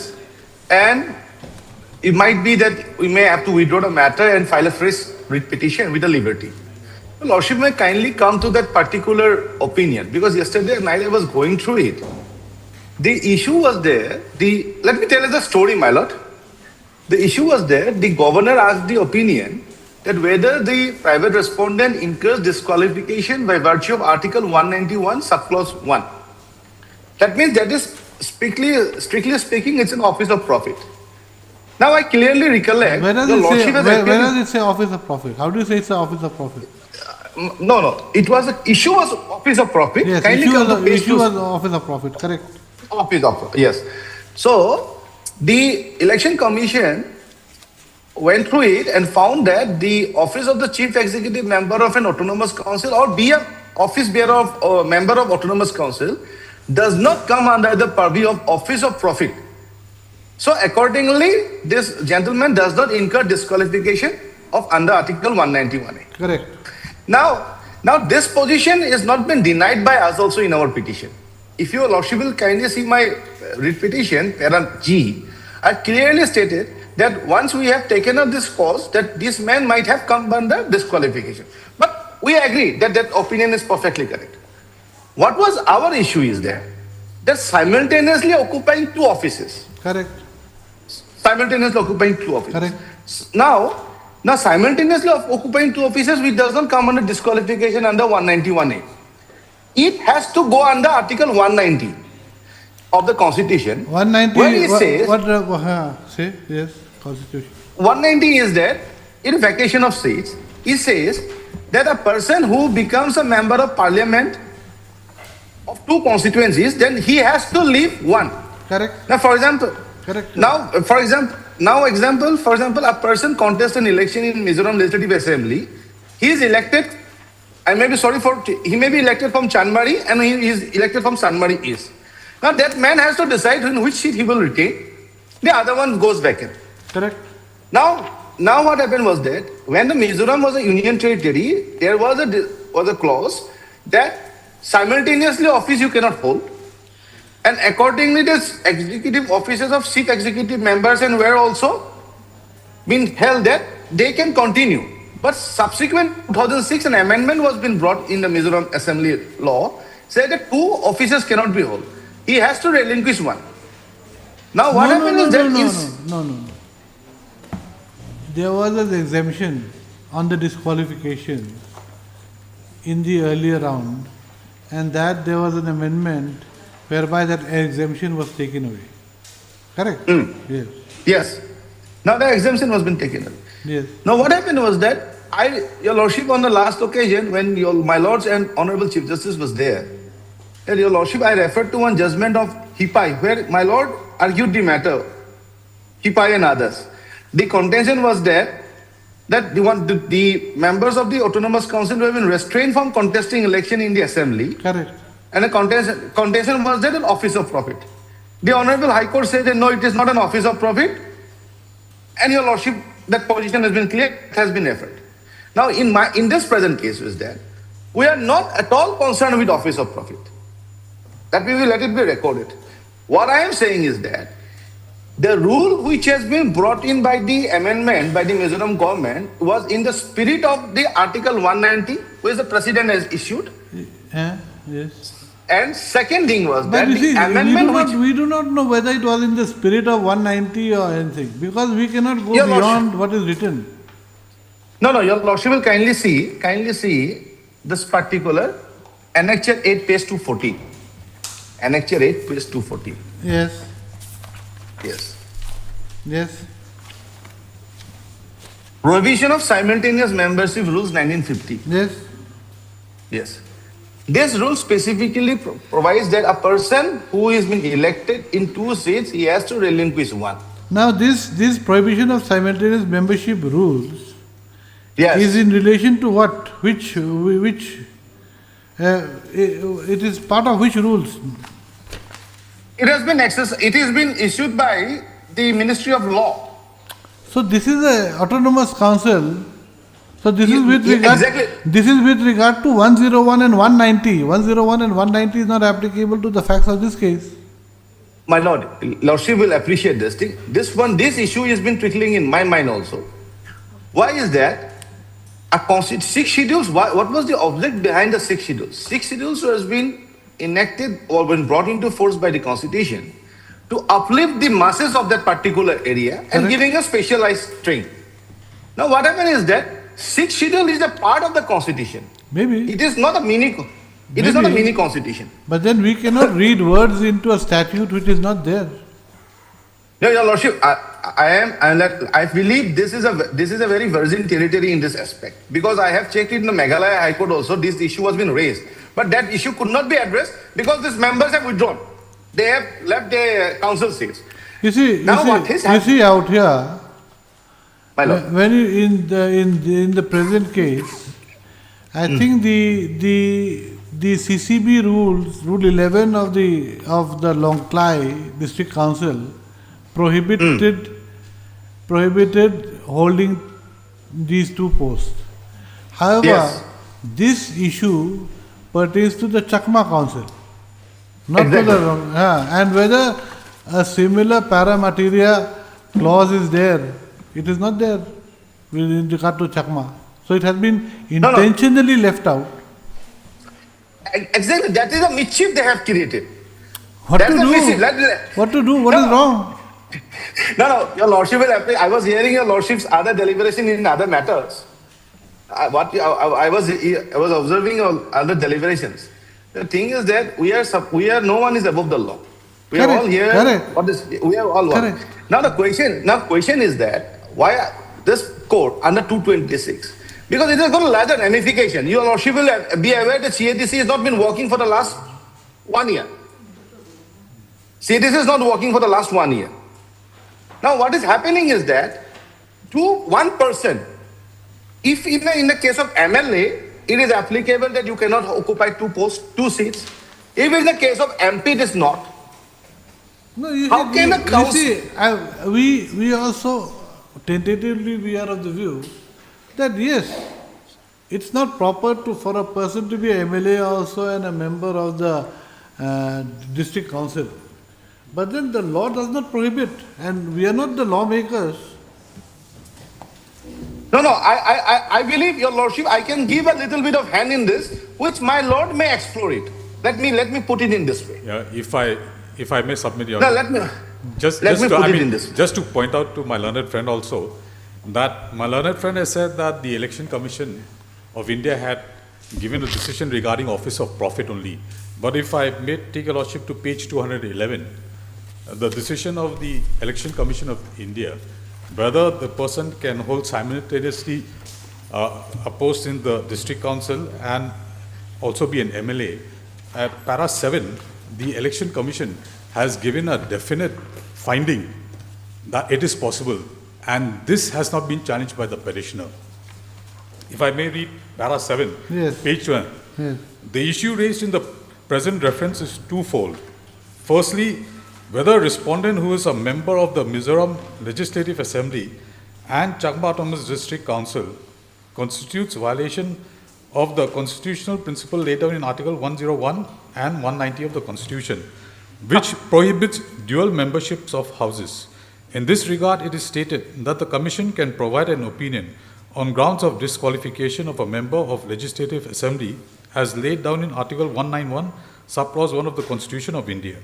The membership of a local body, such as that of Autonomous District Council, is not a ground for disqualification of a member of Legislative Assembly. Further, Article 101 and 190 of the Constitution bars simultaneous membership of both Houses of Parliament, simultaneous membership of both Houses of State Legislature, as well as simultaneous membership of Parliament as well as State Legislature. Thus, there is no express bar on holding simultaneous membership of the State Legislative Assembly as well as the Autonomous District Councils. So, Your Worship, the decision has been made by the Commission. This has not been challenged by them if we go to the prayer of made in the PIL. So, I mean, how can my learned friend say that this is maintainable? And the Election Commission has clearly made a decision on the argument raised by him here. Okay. Now let me come in, prior to address my friend's query, is that Your Lordship will kindly come to page 209. Yes. Page 209. Yes. This is a reference dated 19th of March 2024 received from the Honorable Governor of Mizoram seeking opinion whether Sri Rasik Mohan Chakma, herein after respondent, member of Legislative Assembly from 36 Twichang Assembly Constitution of Mizoram, has incurred disqualification for membership of the Mizoram Legislative Assembly under the provisions of Article 191A of the Constitution of India. Now, if your Lordship can kindly take up the Constitution. No, and no, read you come to the next para. Yes. Yes. Just go to The the next aforesaid para. reference, the aforesaid reference arose out of a petition dated 8/1/24 filed by Doimai Chakma, member of District Council. The petitioner stated at para 11 of the CADC rules, a member of District Council cannot simultaneously be a member of another District Council or Legislative Assembly of a state, and in case of such simultaneous membership, the person should resign from one of the two posts within a period of 21 days from the date of publication of such member. Now let us in the see this official rule gazette. 11.1. Yes, my lord. Let us see this rule 11.1. Yes, my lord.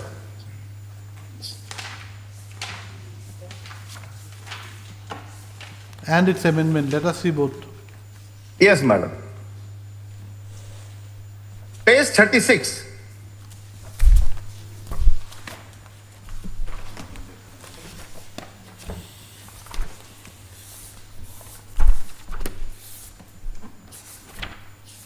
Yes.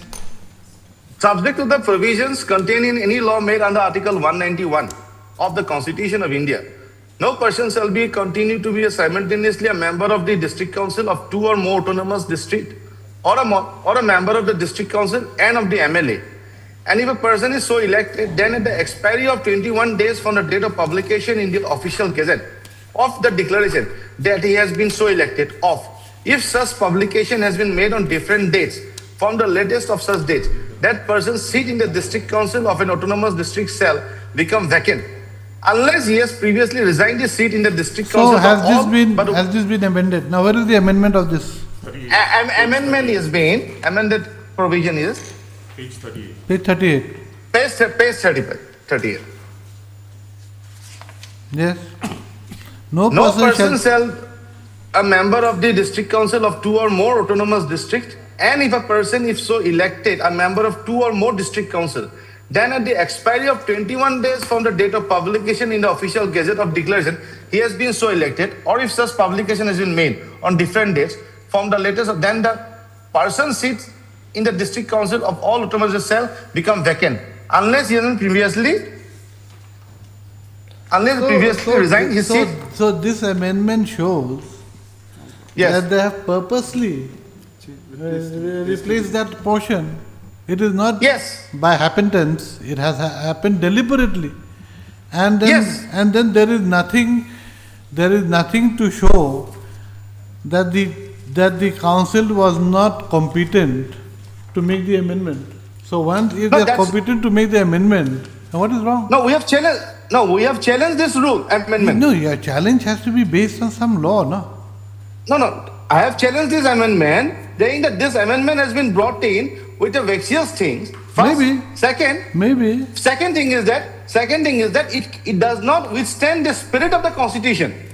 So the end of the matter is that the decision, you see the rules do not bar the holding of two posts.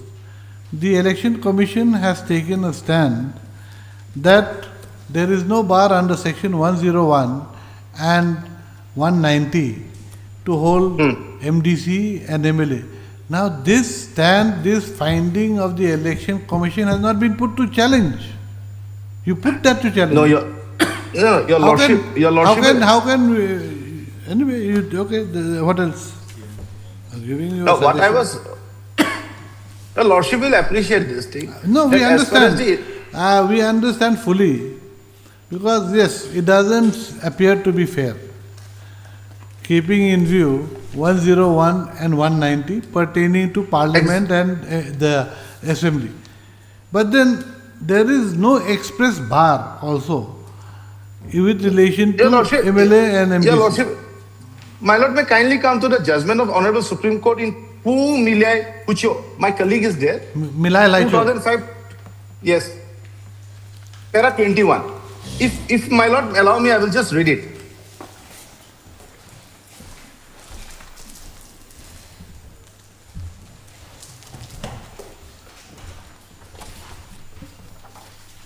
Yes, Para 21. yes. Based on this, it was argued that the tribal areas are to be administered as per the 6th schedule only. The contention of the appellants cannot be accepted for various reasons. The 6th schedule of the Constitution is a part of the Constitution and cannot be interpreted by forgetting the other provisions of the Constitution. It is impossible to visualize complete segregation of the 6th schedule from the rest of the Constitution. As regard to the inclusion of the 6th schedule of the Constitution, there is a legislative history, but that by itself is not sufficient to hold that the 6th schedule is a constitution within the Constitution.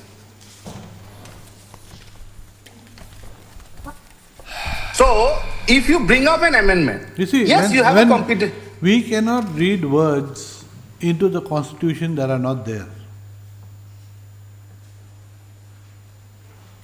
Pardon, my lord?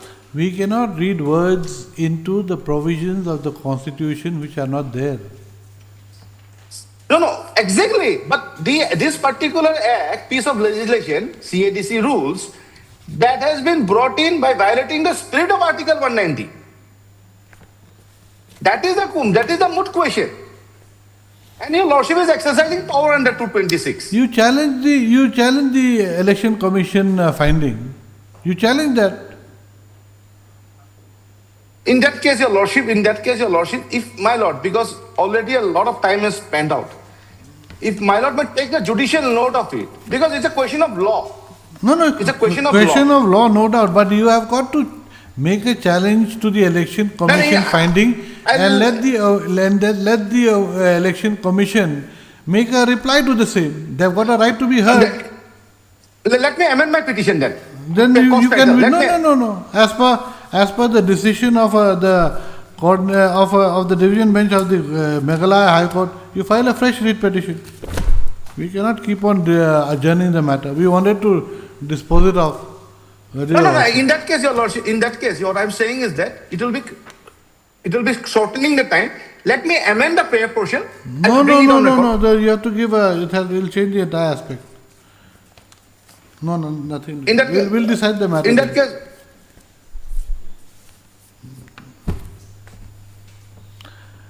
We are either we dispose of the matter or you withdraw with liberty to file afresh. Simple as that.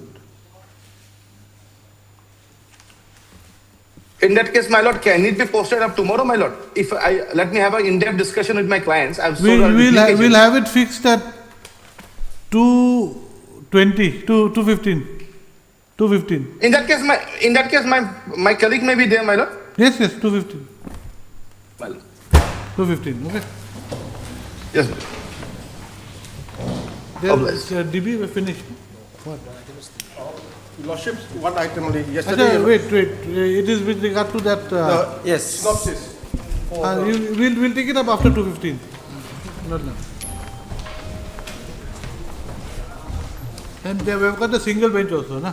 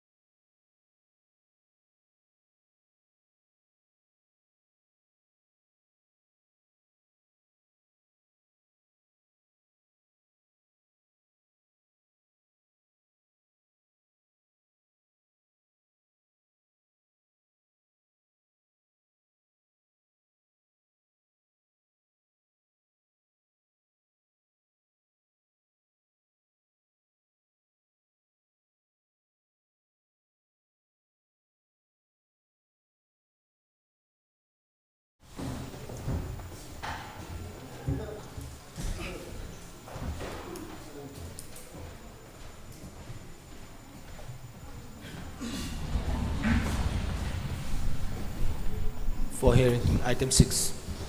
Yes. May I please, Lordship? Lordship, my senior completed his argument, Lordship. Let the senior...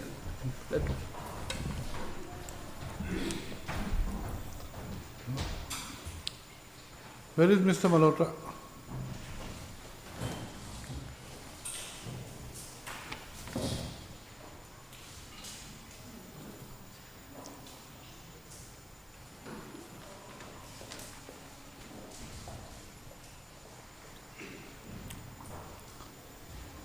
So,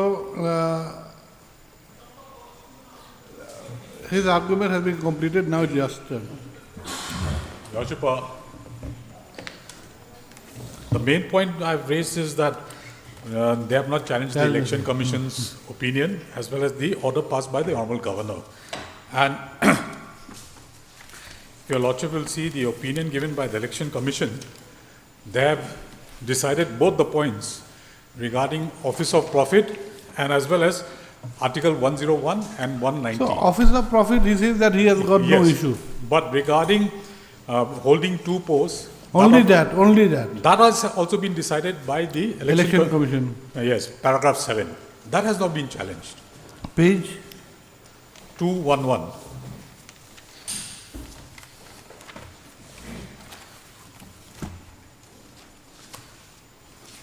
It is very clearly in para 7 of the opinion of the Election Commission. In para 7, they have discussed this point raised by them. And another thing, Your Worship, it appears that the petitioner has challenged the amendment of the CADC rules, White Amendment Rules 2003, Rule 11 has been challenged by them. With regard to that, if I may take your Lordship to page 199. Yes. I'll take your Lordship to page 200. The Chakma Autonomous District Council Constitution, Conduct of Business, etc. Amendment Rules 2003. Yes. Further, to amend the Chakma Autonomous District Council Constitution, Conduct of Business, etc. Rules 2002, hereinafter called the Principal Rules, the District Council of Chakma Autonomous District, in exercise of powers conferred by sub-paragraph 7 of paragraph 2 of the 6th schedule to the Constitution of India, read with para 20 BB and with approval of the Governor.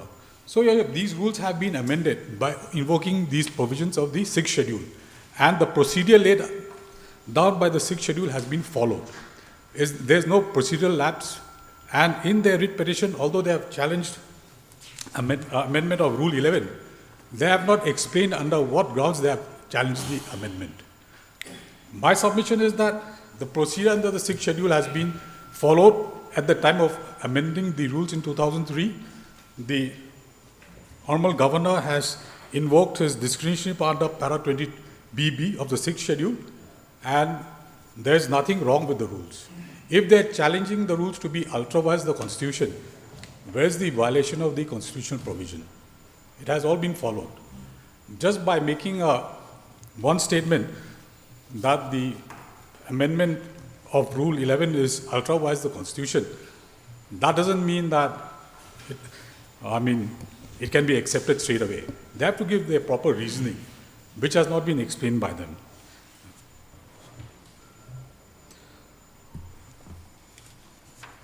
And as opined by the Election Commission of India. What about he saying that the spirit of Article 190 has not been followed? Yeah, that has been explained by the Honorable Election Commission. The Article 101 and 190 talk about being members of two state legislatures. So he's saying that why can't the spirit of 190 be followed here? Just by saying that the spirit is involved, but my submission in that is that the procedure under the Constitution has been followed. And there is no violation of Article 101 and 190. And what about his contention regarding that Mahila Elijah's case? That is your regard. That case is regarding nomination of the members of the District Council. In that case, the nominated members were terminated by the Honorable Governor. And the Honorable Supreme Court held that Regarding nomination, the Honorable Governor has discretion, but regarding termination, he has no discretion. So that's a different topic altogether. No. That was not his case. His case was that, you see, there cannot Yeah, and be, he there, said is, there, that- is, there is no complete segregation. He said that Schedule 6 is like a constitution within the constitution. But the Supreme Court did not go with that. No. He didn't say that. He said that the sixth schedule cannot be a constitution within a constitution because it cannot be segregated Yes. completely from the constitution. From the constitution. That's what he said. Yes. So in this case also, I mean, when the Honorable Governor has used his discretionary power under 20 BB of the 6th schedule, there is no segregation of the 6th schedule from the constitution. He has complied with all the procedures at the time of making the amendment. So my humble submission with regard to is that para 21 has to be, is in fact in favor of the respondent. Anything else? That's it, Your Worship. Milord, I'm sorry to mention, I did not mention earlier, we thought he was going to withdraw the case. So, AG is appearing in this case. How He does wants it to know? be heard, my lord, at least tomorrow at 10:30. It'll take about half an hour, not long. Half an hour, what is to be heard? We'll hear you. We have heard everything. What is there? What is he going to add that that's not been said here? My lord, since he's taking up this matter himself.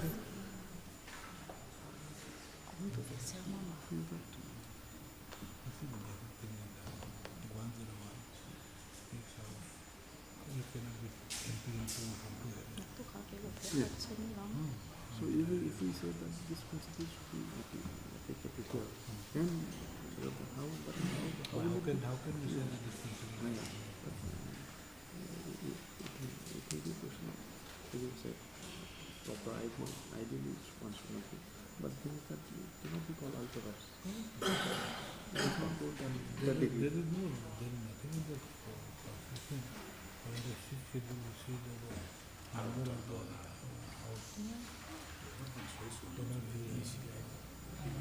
cannot be the position would be that if a person is allowed to come into a council or the assembly, then that itself meant to highlight the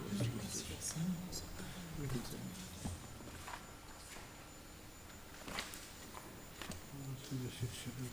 What's it? Sixth schedule.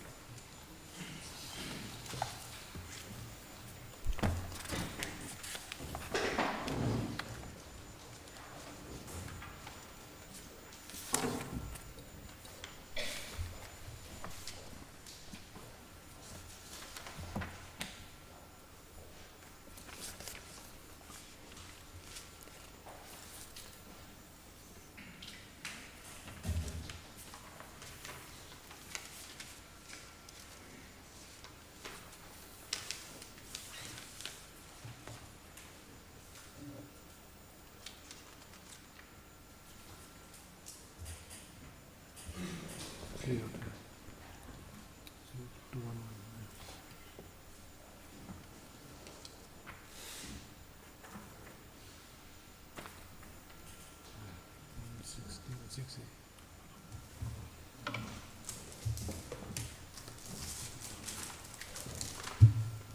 Yeah.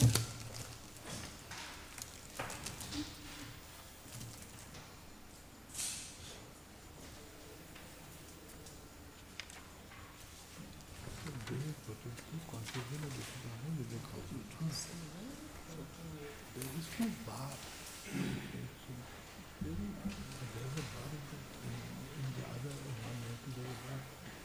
specific bar.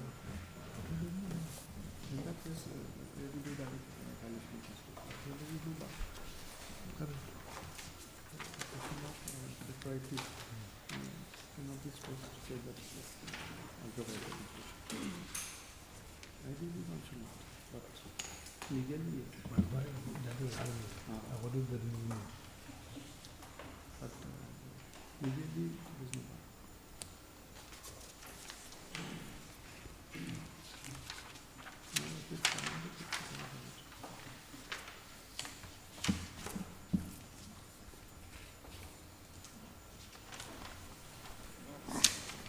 You see, when you read the sixth schedule, there is nothing which is stated there that a member of the council cannot be a member of the assembly. It says the term 5 years. 5 years, but it does not give there's no provision barring holding of office under the as a MLA and as a council member. But there is a specific bar for MLAs and MPs under 101 and 190. But there is no specific bar in the sixth schedule.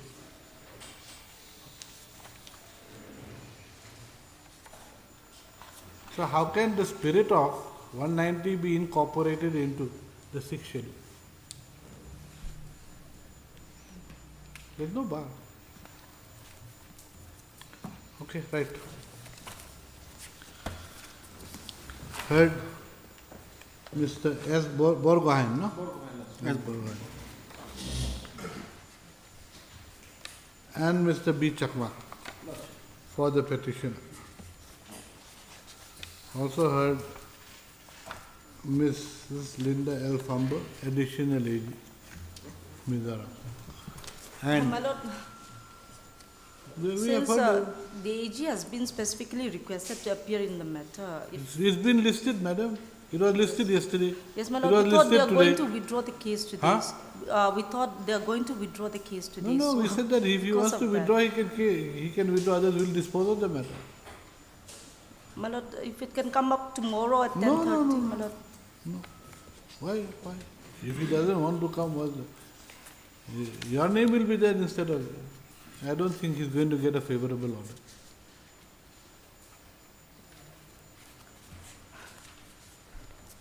So where are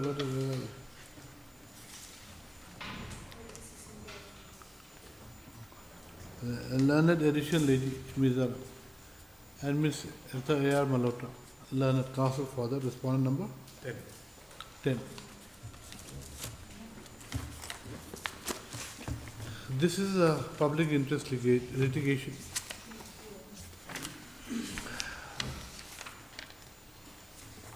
Challenging the constitutional validity of Rule 4 of the Chakma Autonomous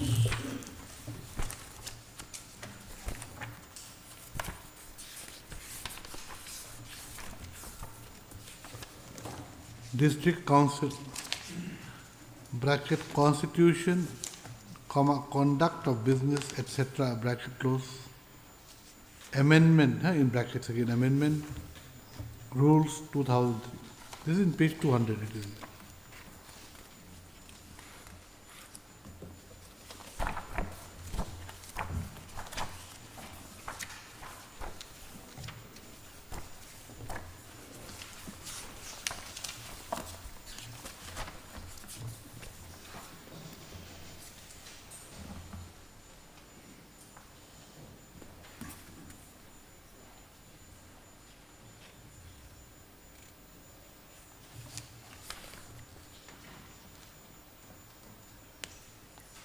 By which the bar on a person from being a member of a district council and the legislative assembly, state legislative assembly,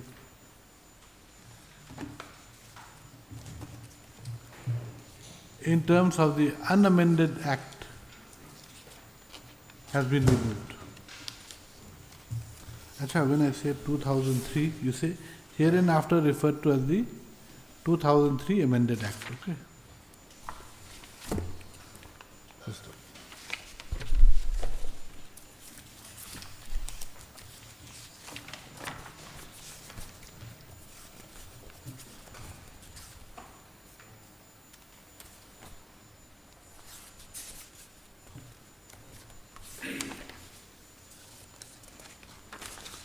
The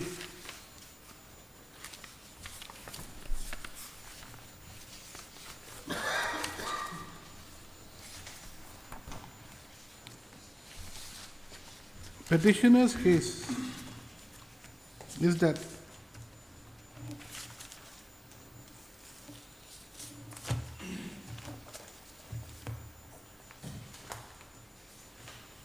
Schedule 4 of the full stop. The case of the appellant is that the case of the petitioner is that the respondent number 10 is the chairman or what? Chief executive member or what? What is he? Chief Executive. Chief executive member of the Chakma Autonomous District Council, and also a member of the State Legislative Assembly. From which constituency?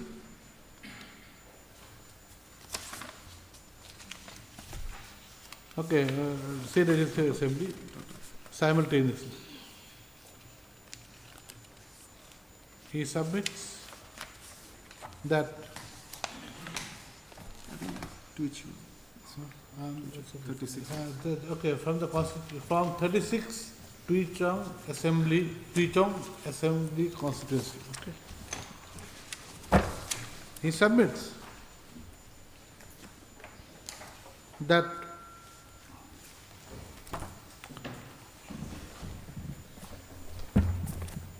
Article 101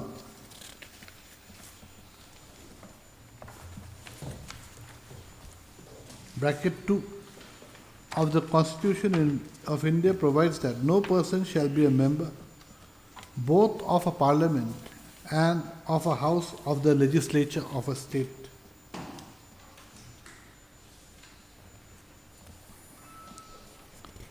Full stop. Similarly, Article 190 of the Constitution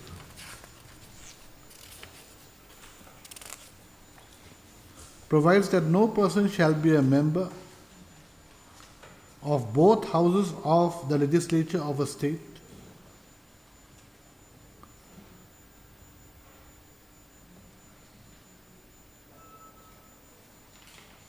or a member of the legislatures of two or more states.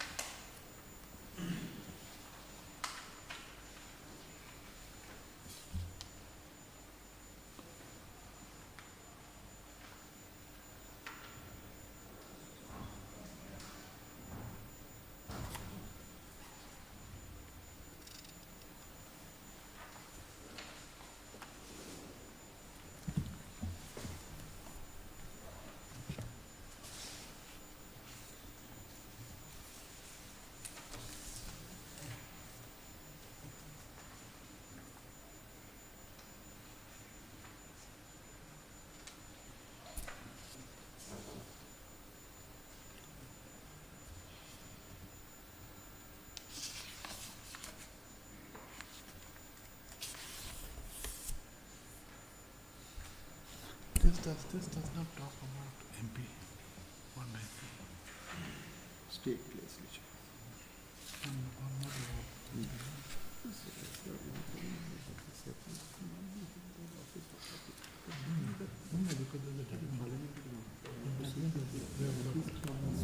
No, that is already decided by his case, division bench of the court.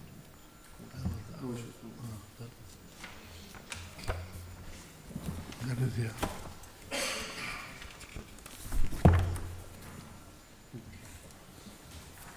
I was a councillor in 2013.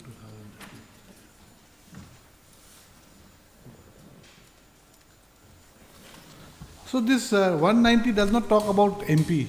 It talks only about two houses. Yes, two houses of the State Assembly. He submits that the spirit of Article 109 and Article 190 of the Constitution does not permit a person to be a member of the district council and the state legislative assembly. And as such, the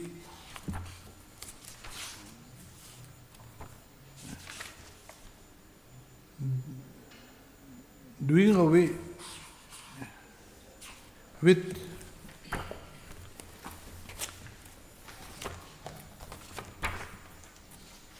section 11, page 1.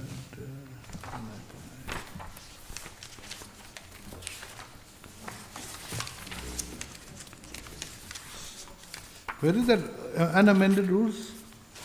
Section. It is at page And 12. doing away with rule 11. It is at page 36. Rule 11.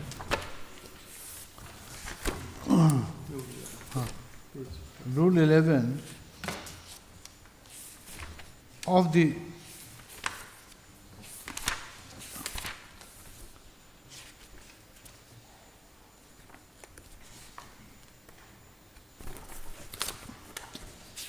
Page 22 is the original rule. Rule 11 of the Chakma Autonomous District Council bracket Constitution, comma, conduct of business, etc., comma, bracket close, rules, comma, 2002,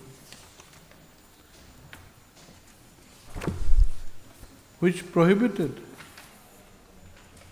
a member of the district council being a member of the legislative assembly also.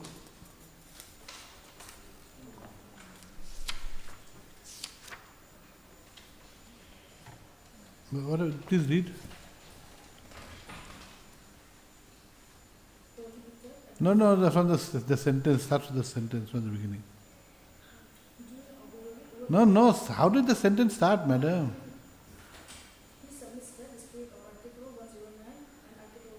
101. 190.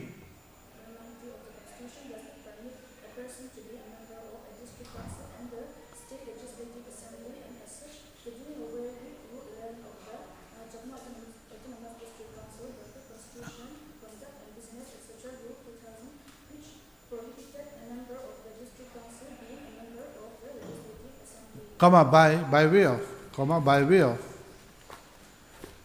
the 2003 amendment rules was unconstitutional and in violation of Article 14 of the Constitution.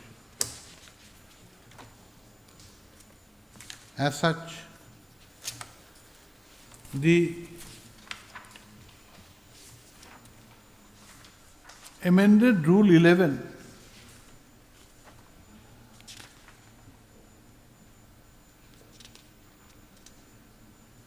by way of the 2000 amendment rules should be struck down. That's the sum and substance of his case, I think. In fact, Your Worship, he has not invoked Article 14 also. Nowhere in the petition is Article 14 mentioned. Not invoked Article 14. Okay, cut that Article 14, cut that part.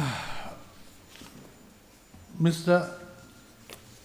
A.R. Malhotra, the learned counsel for the respondent number 10, on the other hand, submits that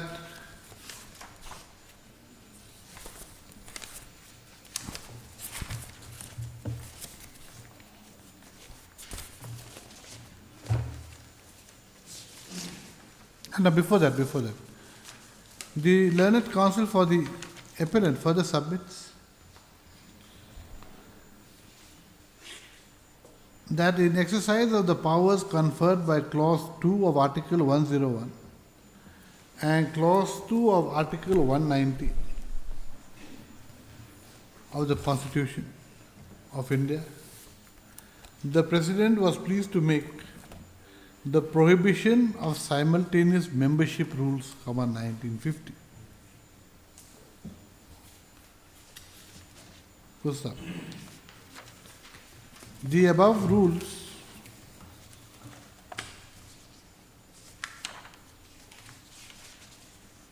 prohibited a person from being a member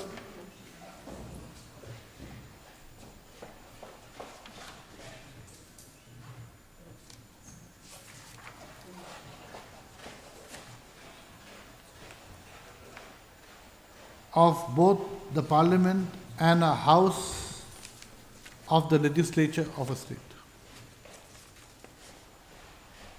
Full stop. Thus, by applying the spirit of the prohibition of simultaneous membership rules 1950 to clause 11 the amended rule 11 of the 2003 amended rules, comma. Thus by applying the spirit of the prohibition of simultaneous membership rules 1950 to the case of the respondent number 10, comma. The amended rule 11 of the 2003 amended rules was unconstitutional and had to be set aside. Full stop. Then Mr. Malhotra, what have we said?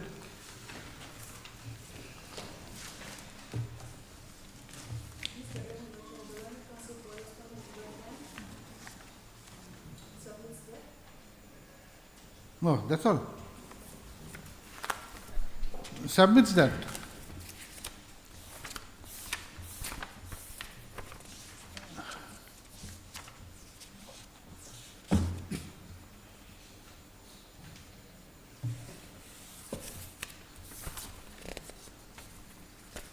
On a complaint being filed, on a representation being filed by the petitioner,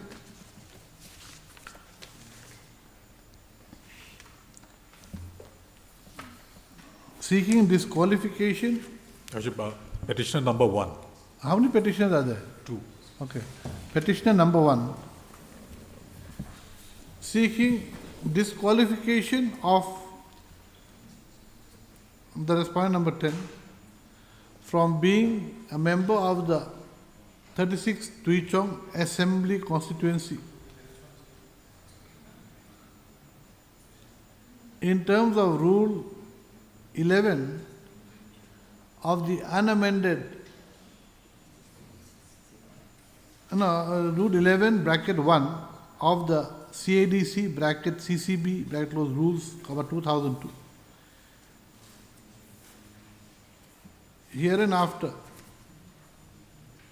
referred to as the 2002 rule,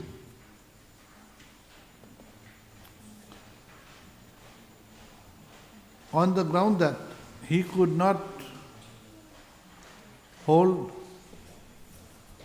be a member of the district council, Chakma district council, and the legislative assembly simultaneously. What have I said from the beginning?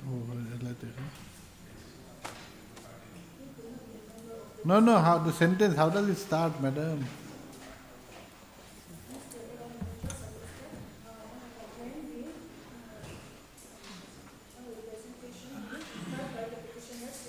Yes, a petitioner to the governor of Mizoram. Petitioner number 1. Huh? Petitioner number 1. Petitioner number 1, huh? Petitioner number 1. To the governor of Mizoram. Okay? What?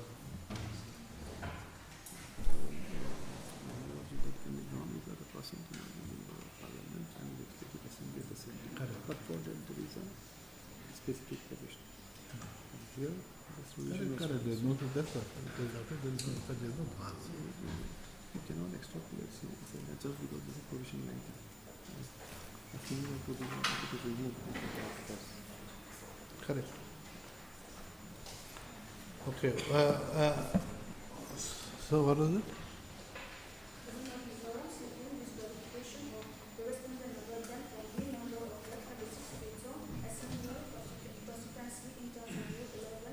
How does the sentence start again?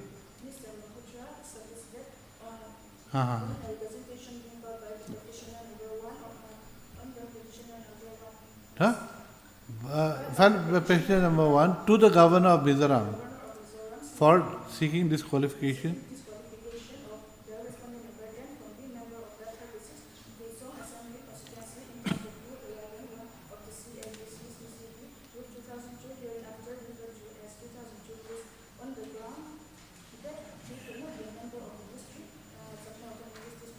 He could not be a member of the Chakma Autonomous District Council and Assembly simultaneously. The governor held that, observed that the respondent number 10 could be disqualified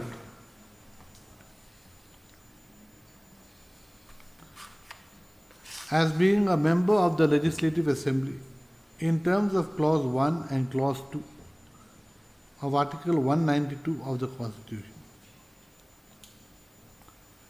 Full stop. The opinion of the Election Commission of India was thereafter sought for by the governor under Article 192 bracket 2. Full stop. The Election Commission of India, via letter dated 27/4/2024, returned the reference with its opinion that the respondent number 10 had not incurred disqualification under Article 191 bracket 1 bracket small a of the Constitution of India. In view of the judgment of the Division Bench of the Guwahati High Court in Hiphey and others, in the case of Hiphey and others versus the state of Mizoram and others, WPC number 6024 of 2013.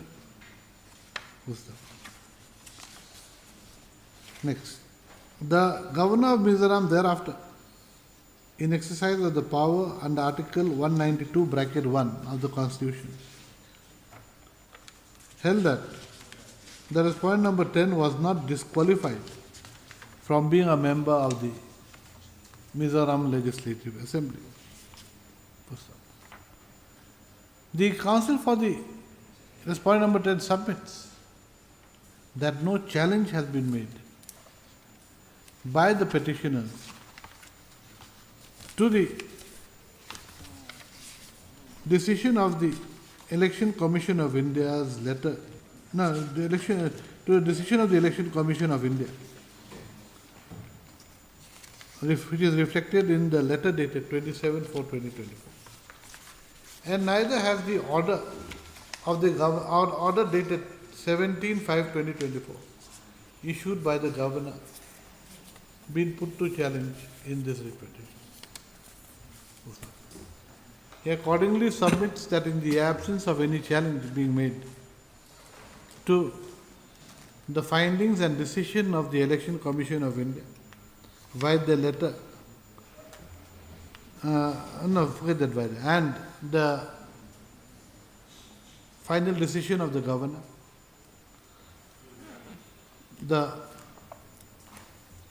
there was the writ petition should be dismissed. That's all. Regarding the spirit of Article 101 and 190 being violated by the amendment of Rule 11, that also has been considered and disposed by the Election Commission in Para 7 of the opinion. Let Linda say this. Okay. Mrs. Linda L. Fambo, the learned additional AG, Mizoram, submits that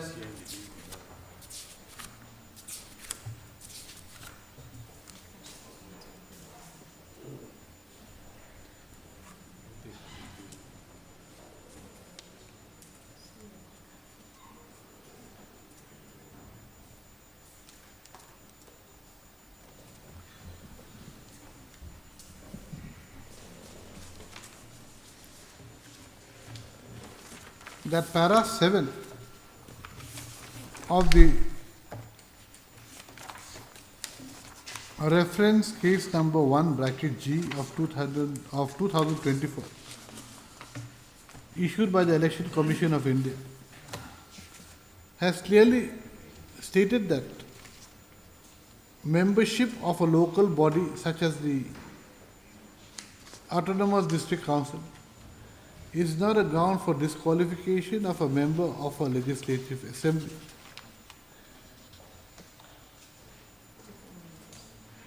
And that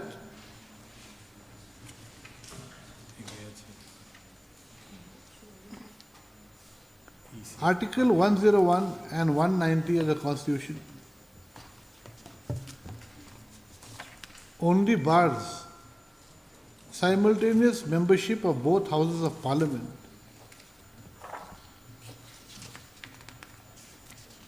comma, both houses of the state legislature, as well as simultaneous membership of parliament as well as the state legislature. She submits that there is no express bar. With regard to that, I think we'll have to see the affidavit in opposition Okay. filed by the state. Okay.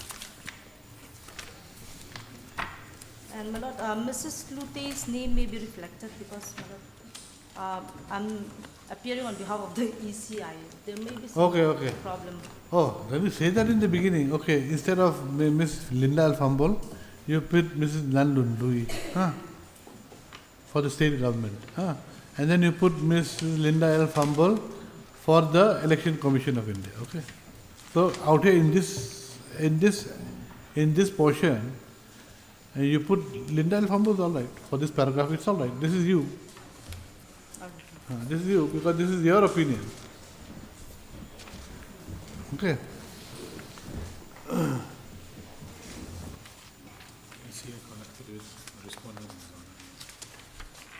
Yes, 9. First up, she further submits that there has been a conscious decision in removing the bar from a person, removing a bar from holding, from being a member of the district council and the state legislative assembly by way of the amended Rule 11 of the 2002 rules by the 2003 amendment rules. First up.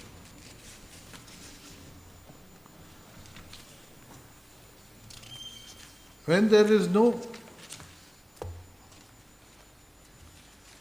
bar in the Constitution,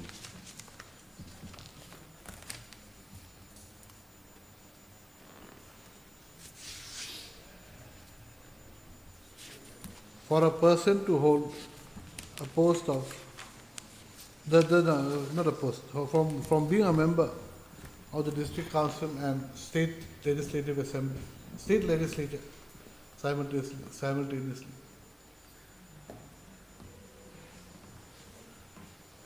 There is no question of violation of Article 14 of the Constitution. Actually, arbitrary or unconstitutional, everything is 14 only. She accordingly submits that the writ petition should be dismissed. Next paragraph. Ms. Lalnon Louis, the learned counsel for the state government. Where is that affidavit page? Have you filed any affidavit? Yes. Yes, Your Lordship. We have filed the affidavit and this is filed in the month of September, Your Lordship. 10 September 2025. And the relevant portion starts from paragraph number 6, that is page number 5. Page, you are for? State respondents, Your Lordship. Speaker. State respondents means whom?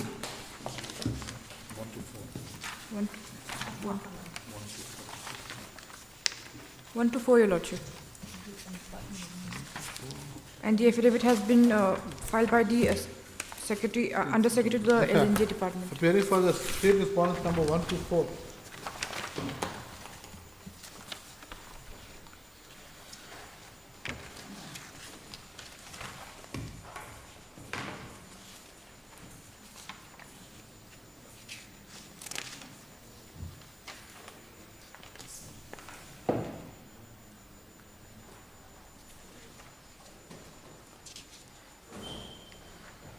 states that neither the government of India nor the state government has any power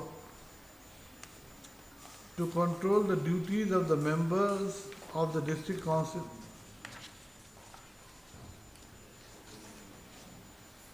Is it? Forget that, don't say that. Submits that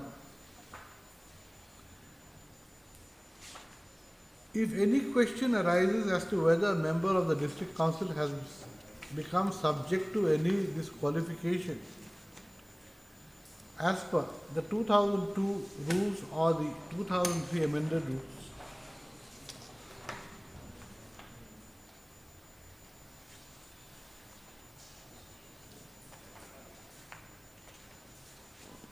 the same is to be referred to the governor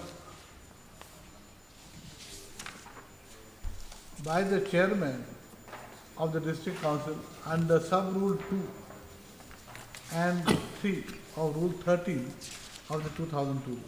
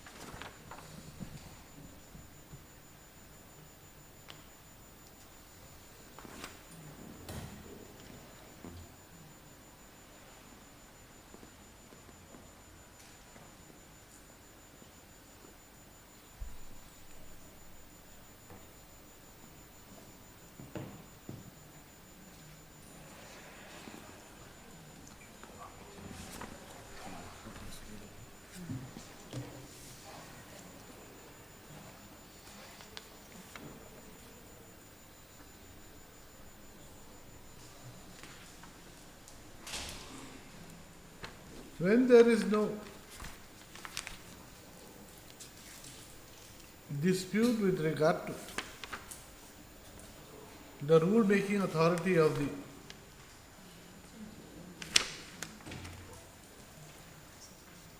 district council under the sixth schedule.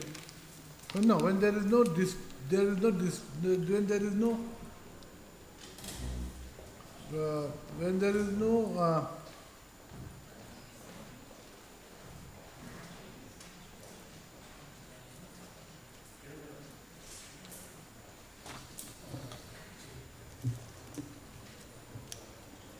questions raised regarding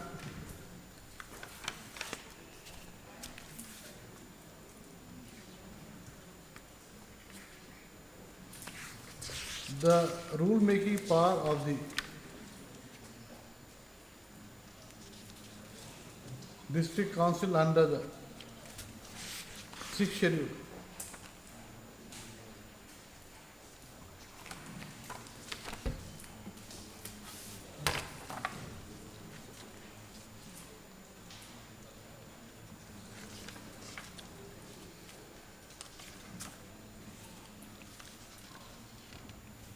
Which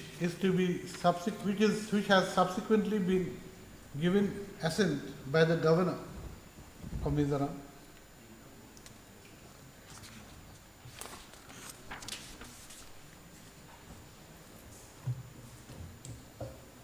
It cannot be said that the spirit of Article 101 and 190 of the Constitution would extend to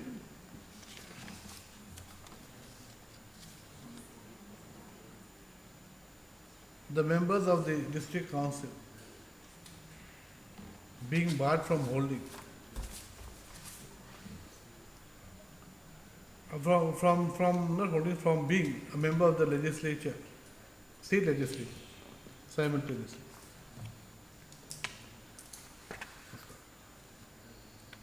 She also submits that the office of the Chief Executive Member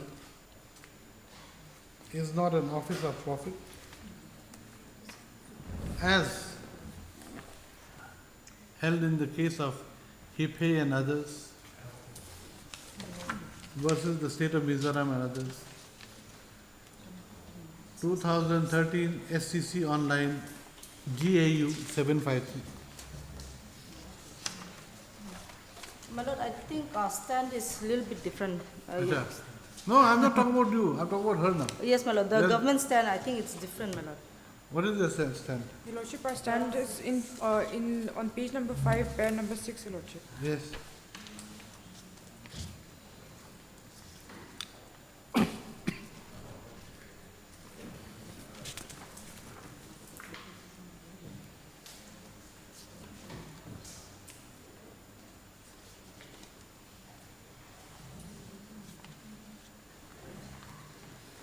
This is a different thing altogether.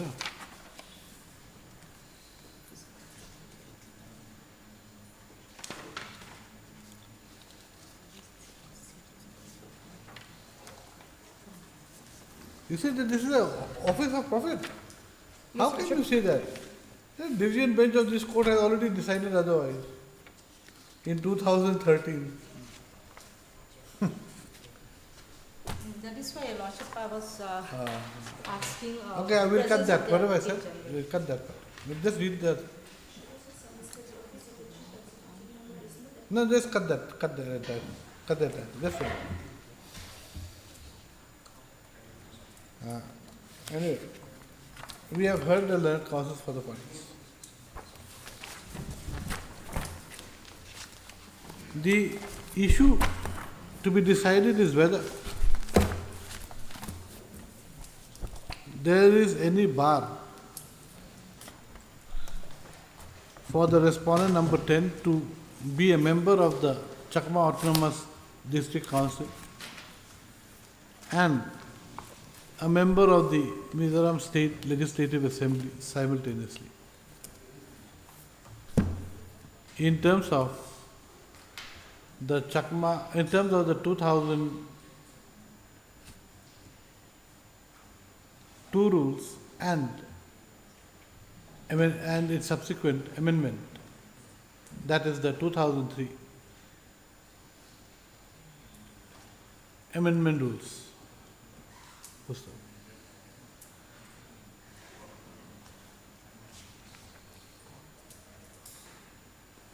The further question is whether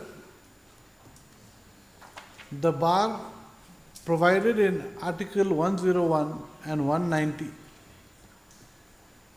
of the Constitution, prohibiting a person from being a member of the state legislature and member of parliament can extend to the case of, it can extend to the facts of the present case.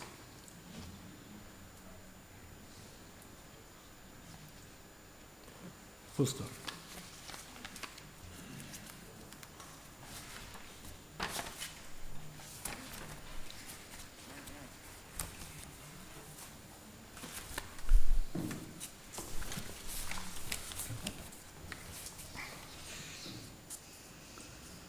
For understanding the issue more clearly, a little bit of history may be required to be reproduced, to be stated here.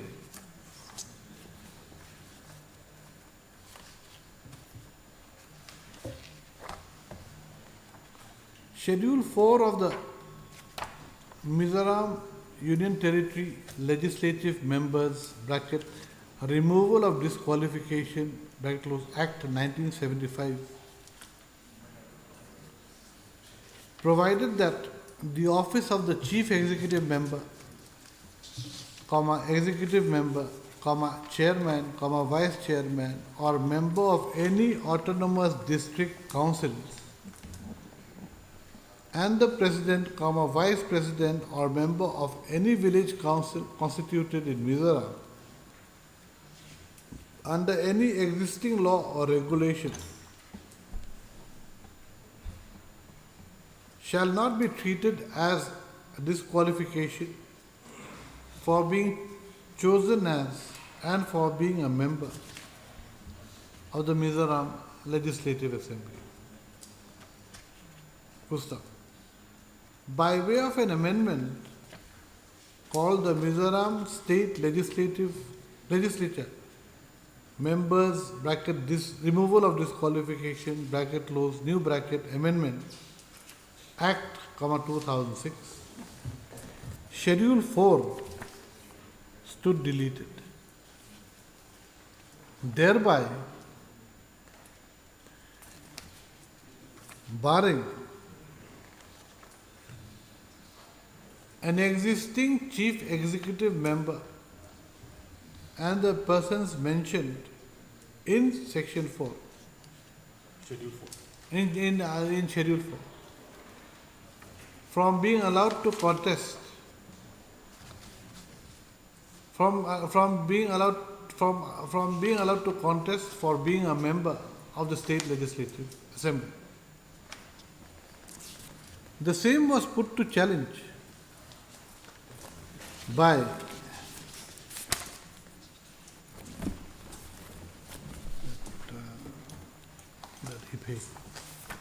the same was put to challenge by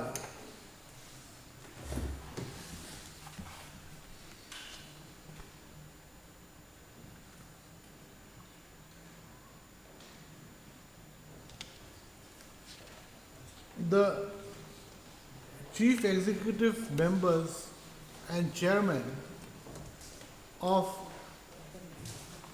the Mara Autonomous District Council, Lai Autonomous District Council and Chakma Autonomous District Council. Acha, it will be chairman and chief executive members, not, okay, CM Khatima Sasu.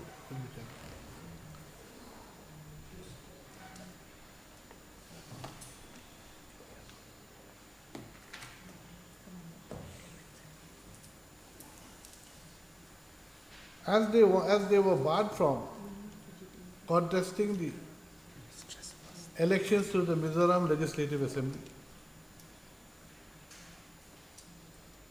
in terms of the amended Schedule 4,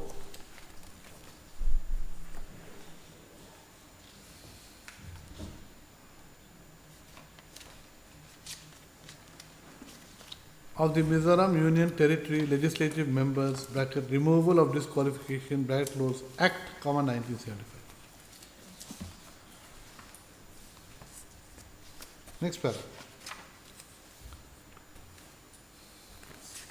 This case I know very well. The division bench of the Guwahati High Court disposed of the challenge made by the chairman and CEM of the Mara Autonomous District Council, LADC and CADC, by judgment dated 6/11/23 passed in the case of Hiphei and others versus the state of Mizoram and others, reported in 2013, SEC Online, Guwahati 753. Yeah.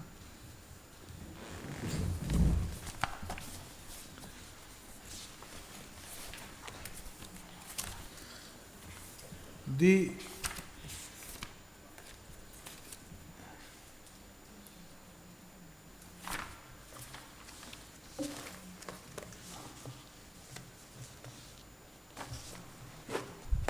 division bench of this court in Hiphei and others Supra held that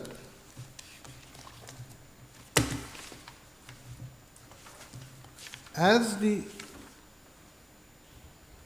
chairman and CEM of the 3 autonomous district councils were not holding offices of profit under the state government,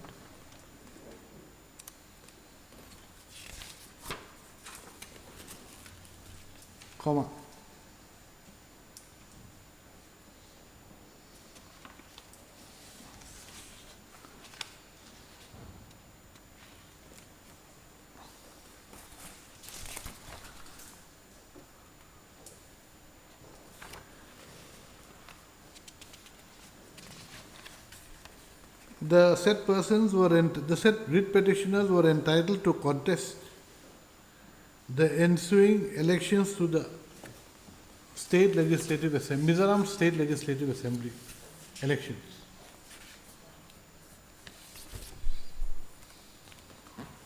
Full stop. However, in view of there being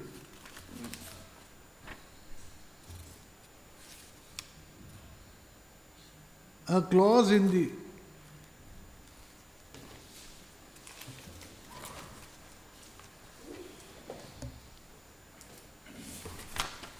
not here.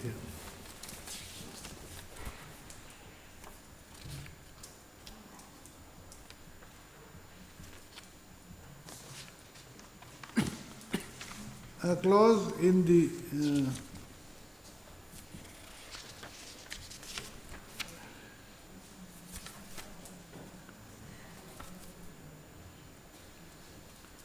the rules framed for the autonomous district councils under no, not that, wait.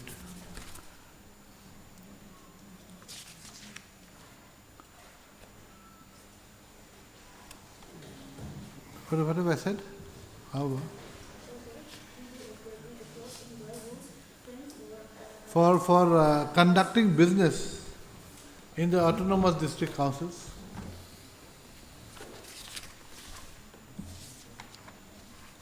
which prohibited a district council member to simultaneously be a member of the legislative council.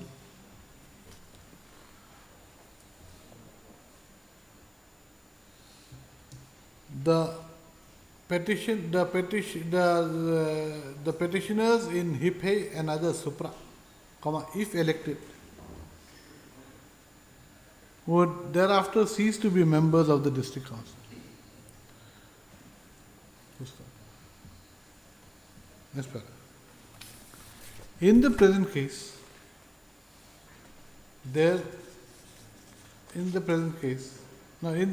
as can be seen from the judgment in the case of Hiphe and other Supra, there was a clause in the rules framed for conducting business in the autonomous district councils,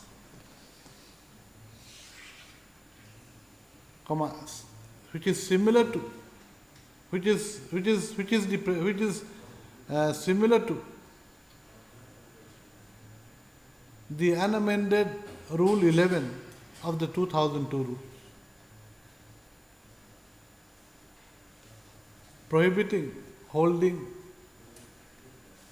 prohibiting being a member of the district council and legislative assembly simultaneously. However, the said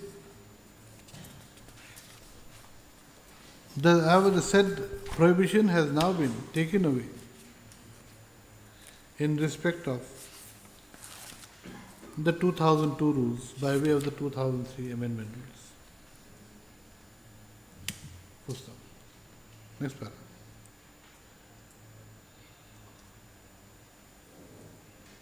Though Article 101 and 190 of the Constitution prohibits a person from being a member of Parliament and a member of the legislature of a state simultaneously, there is no express bar in the sixth schedule. In the sixth schedule,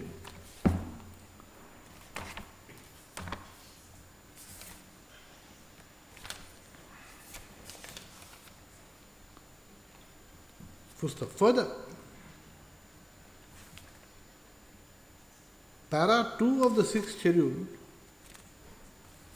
which provides for the constitution of district councils and regional councils, states at clause 6, capital A, that the elected members of the district council shall hold office for a term of 5 years from the date appointed for the first meeting of the council after the general elections to the council, unless the district council is sooner dissolved under para 16, and a nominated member shall hold office at the pleasure of the governor. There is nothing in the 6th schedule providing an express bar to a member of the district council from being a member of a state legislature.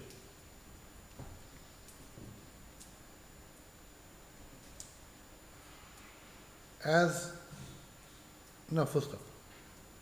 Thus, there is a very clear difference in the provisions of Article 101 and 190 vis-a-vis the contents of the 6th schedule. First off. When there is no bar in the 6th schedule from a member of the district council from being a member of the assembly, the state assembly, it would not be permissible for us to put words in a statute which is non-existent. We also cannot extrapolate the intent or the scheme of Article 101 and 190 into the 2nd schedule.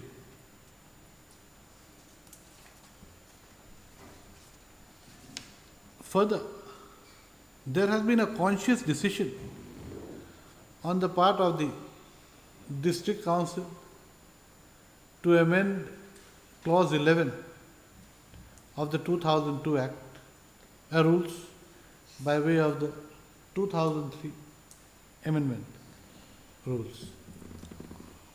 Full stop.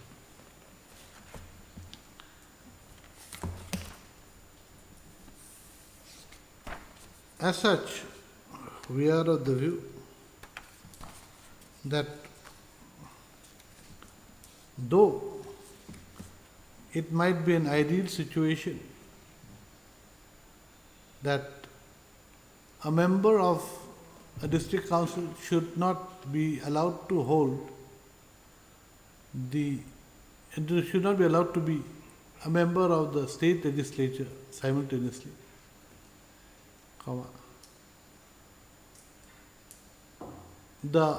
there being no express bar in the 2nd schedule, 6th schedule, we find no ground to hold that.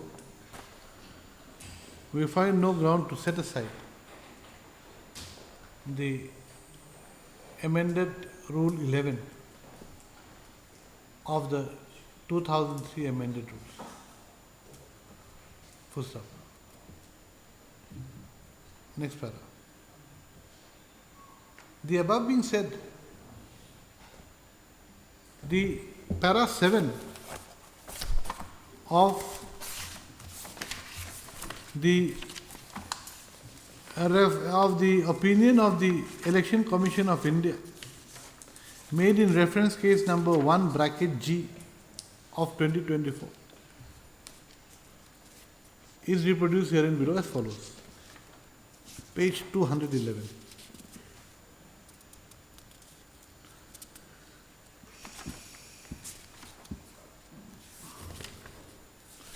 The ultimate decision of the Governor of Mizoram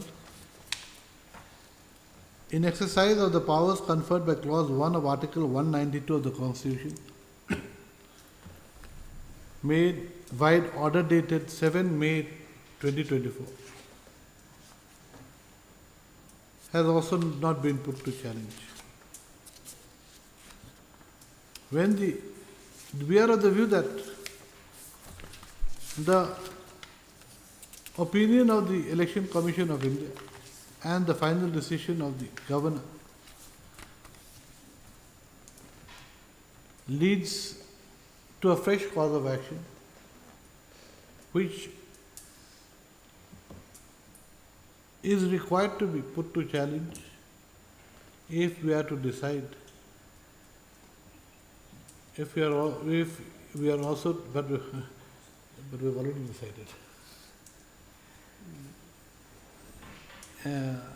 To make a complete, no, that's all. What have I said? That's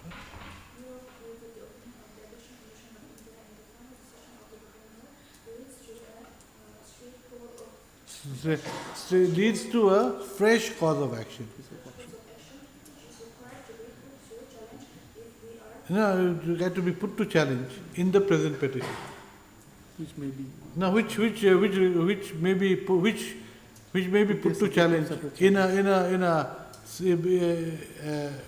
needs to be put to challenge. That's all. You won't say here or the same not being done. We do not find any ground to allow the petition. Anything we have missed out? No. Your Worship, there was an affidavit filed by the Speaker. How does that help? No, I mean, if Your Lordship wants to reflect that. What did he say? Yeah.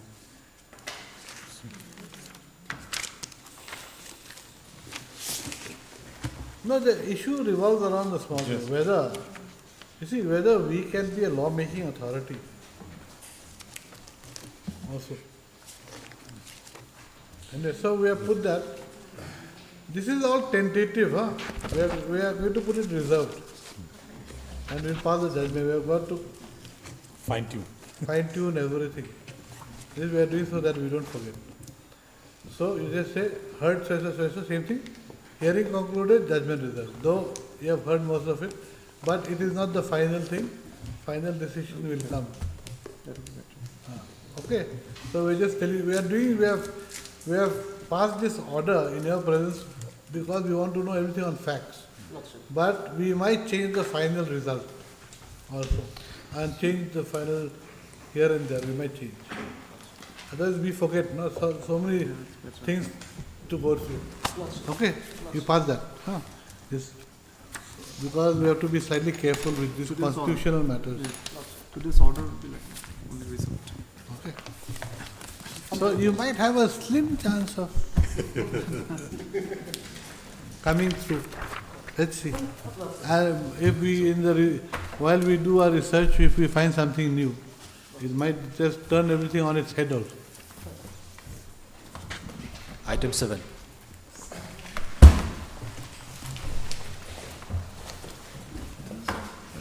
Please, Your Lordship,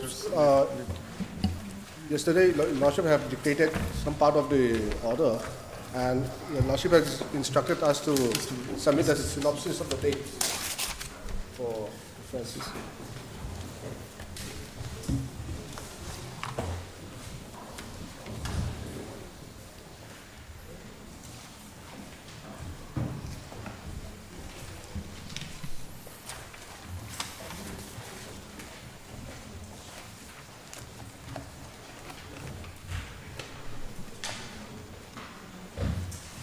Acha, you had relied upon that Indore Development Authority also. What are the paragraphs? 1 second, Your Lord. I think it's 148. Huh? 148. 148.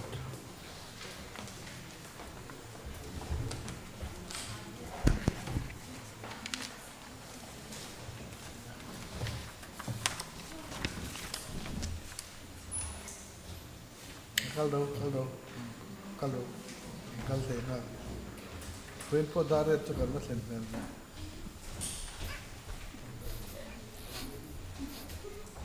tomorrow I think we'll try to lessen the load because you won't have to correction takes a lot of time.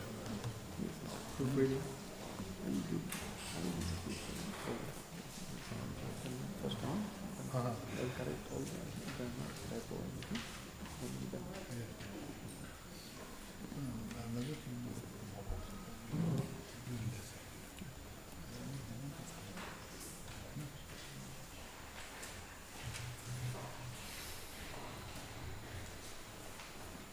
Okay, so just a minute, huh? We'll just read 1 minute.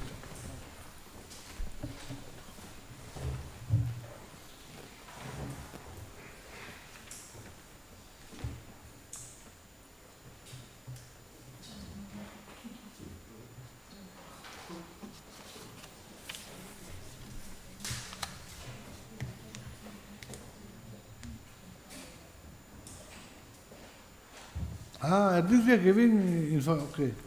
On 7/3/19, award was passed. Yes, Your Lordship. 7/3/19.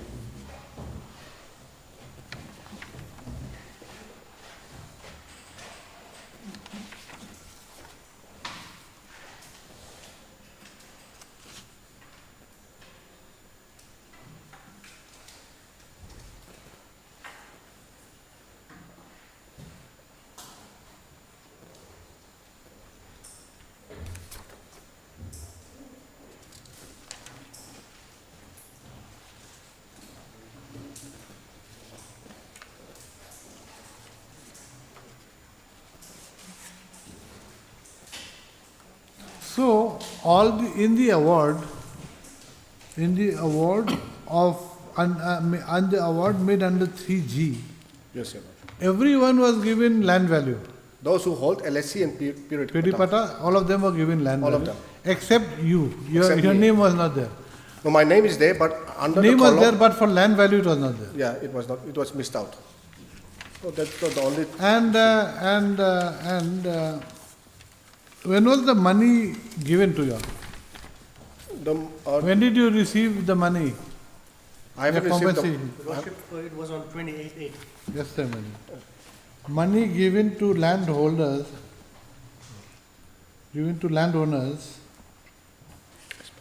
on 28/8/2019. 2019. And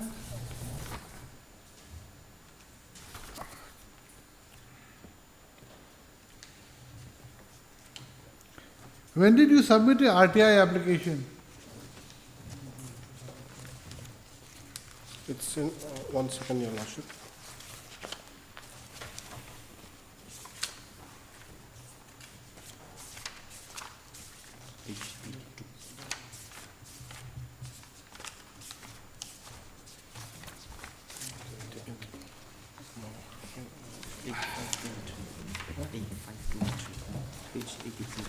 Page 85, no? 82. 82.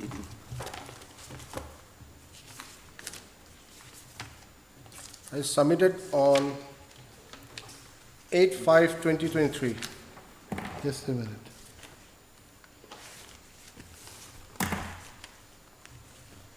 Eight 5/2023. Okay.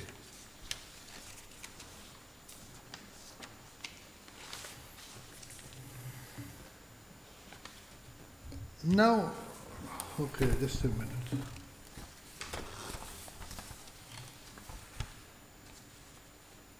When was the first communication made by them that they did not want your land?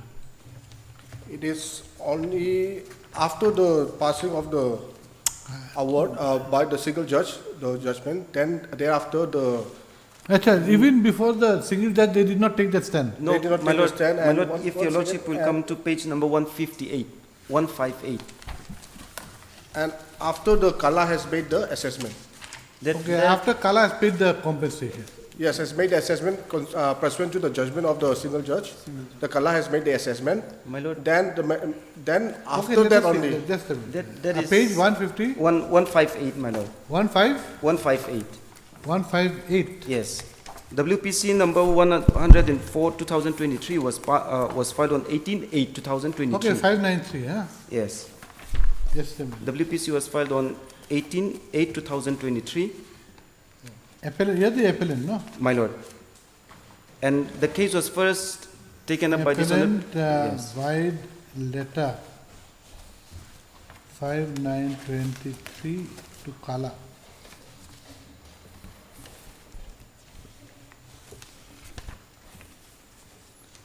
Stated land not required. So, how can this be? So this is after money was given.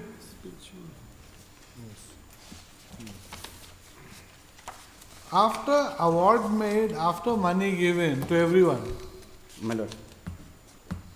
And we have also stated that compensation for damages to crops have been given to the tune of... Correct. Yes. So you have taken everything. My lord. You have taken the land. My lord. It has been vested with you. You have Yes. taken possession of the land also. My lord. You have given the compensation amount for the crops, but you did Yes. not give compensation for the land. And Now you are saying It's not required. that is not required. And my lord, what has not been pleaded in my appeal, because the assessed land value that has not been forwarded to the appellant. Huh? The assessed land value that has not been communicated to the appellant's hearing, and we came to learn of this only after the instant respondent number 1 had filed its affidavit in opposition. No, that doesn't matter. And Assessment has Yes. been made on the basis of the order of the single bench. My lord. Then what is wrong? However, my lord, as we have mentioned yesterday, the reason why that assessment was directed is that it has to be done on the land of the petitioner which was affected due to construction. No, that is just a mistake in the and, wording thing. That does not go here. It does not take away the fact that you Yes. have taken the entire land. It vests absolutely with you. You have taken possession. Now, just because the single judge has put that word, we will correct it. Where the division bench will correct it. It's part and parcel of the writ petition. This appeal is a continuation of the writ petition. So we will correct that mistake. You can go both ways. This is a writ jurisdiction. My lord. This is a court of record. We can Yes. correct all that. However, my lord, if that is the case, then I will not have any remedy Where's to the challenge question of remedy? to challenge the. You have the remedy. You can go to the Supreme The 3G Court. estimate, my lord. You can go to the Supreme Court. The 3G estimate done You by can always the. go there. This law can be revisited also. Yes. Because once the vesting takes place immediately on the notification. Correct.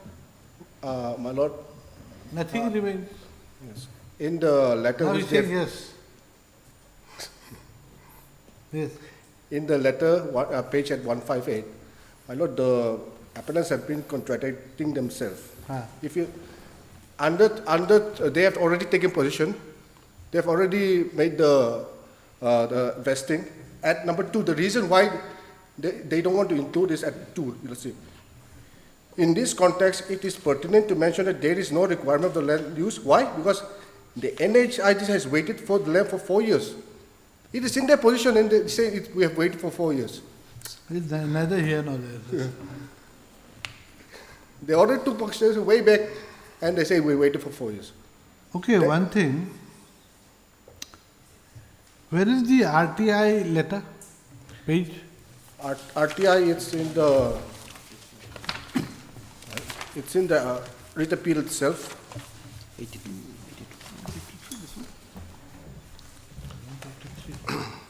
153. 153. Yes. So it's only due to the clerical error. That's why we're here. Let us see what has been stated. Due to clerical error, And where is your letter? Just before that, at 151. At 151, at paragraph 5, the first question was, Your Lordship, whether competent authority for land acquisition, Sirchip District, Sirchip, has made assessment and payment of land value compensation in respect of periodic pata holders in connection with road widening of National Highway 54 Aizawl to Tuipang within Sirchip District. If so, at what rates? And number 2, whether Kala, Sirchip District, has made assessment of land value compensation to Sri Zaluta. This is the respondent number 1. If not, reason for not assessment. And the answer here is at 1. And Kala is the additional deputy commissioner, is it? Kala is the DC. Kala is DC. DC. So the answer is yes, all the periodic pata has been given. We have not given you because clerical error. That's one thing. Where is this, okay, award is there. Where is this,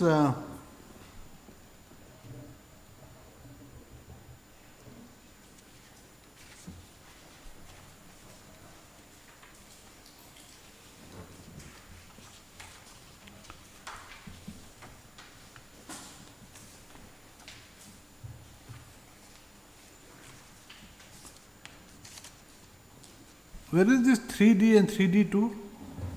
3D and 3D2. Page? My Lord, in my affidavit in opposition, 3D and 3D1 and 2 is at page 23.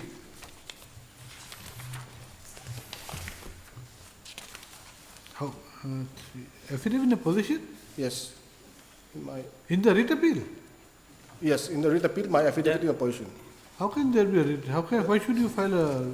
The court has allowed us before, Your Lordship. White order dated 16/7/2025. Page? Page 23. This is the 3D. Prior to that, Your Lordship, at page 20 is the 3A, the notification. 3A, page 20 of AIO. Yes, 25th July 2018, 3A. And in the 3A, my Lord, at page 22, in the last part, 142, that is my land. Page 22, the last. Then 3D is at? 3D is at page 23.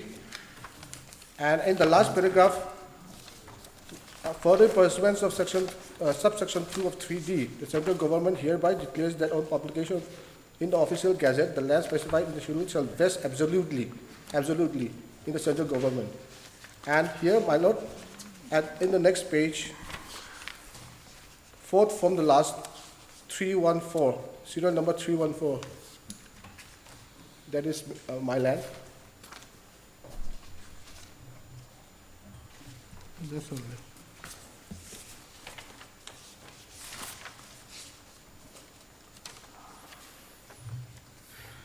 G is page? Then the next page, page 25 is the 3G award. And on the second page, Your Lordship, Page 25. 25. and on the second page, second to last, serial number 132. Yes. Yes, that is my land.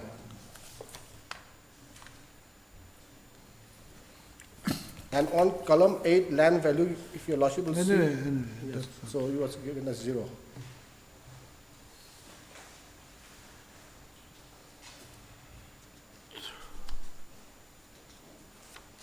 Where is 3E? Notice Next under page, 3E. next page, Your Lordship. 27 is the 3E, by which the position was taken. And on the next page is the English version. Page 28 is the English version.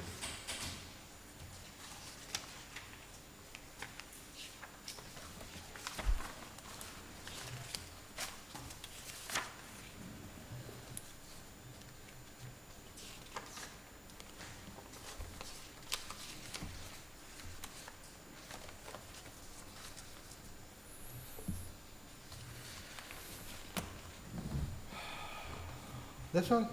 That's all, man.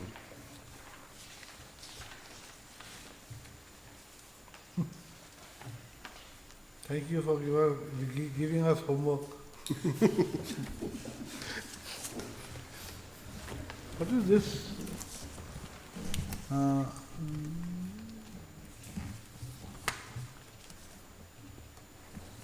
Okay, right. Heard so and so and so and so. Okay. Hearing concluded, judgment reserved. Okay. Oblige your lordship.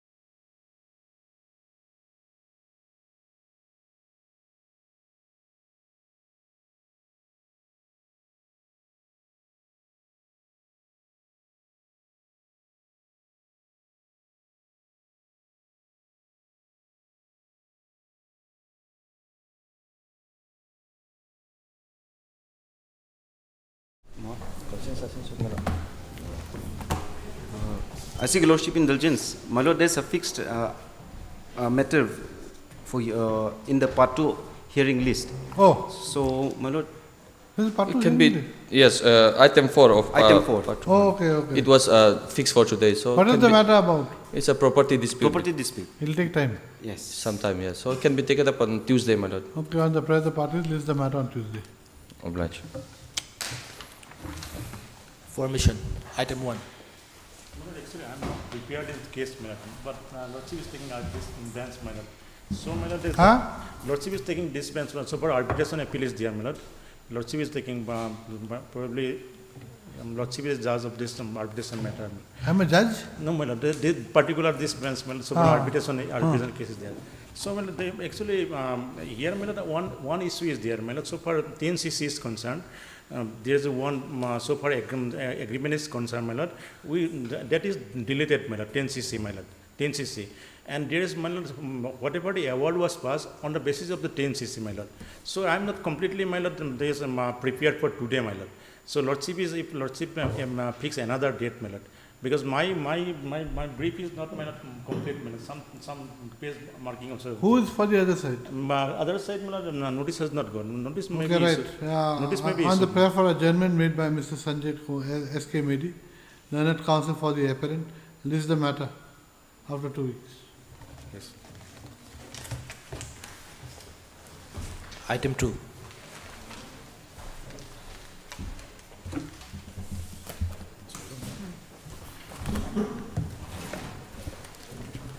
Your Lordship, on item 2, I'm appearing for respondent number 4. I may be granted a week's time to file an affidavit. Affidavit opposition? Yes, Your Lordship. What is the matter about? My Lord, this matter pertains to a tender which has been floated by PNE department. We have challenged the wrongful acceptance of the bid of the respondent number 4. Respondent number 4. On what ground? On the invalid EMD, and this, there are two issues, my lords, in the matter. First is the EMD was invalid. So on that matter, we have challenged the wrongful acceptance of the bid. And second was tender processing fee was also not submitted along with the tender. Whether those are mandatory conditions? Yes, my lord, essential condition. How do you say that? Because, my lord, it's a part of NIT documents. But won't that be decided by the authorities themselves whether a condition is essential or not? My lord, the tender condition lays out few of the terms which says these are the essential documents to be prescribed along with the tender. EMD is one of such documents, my lord.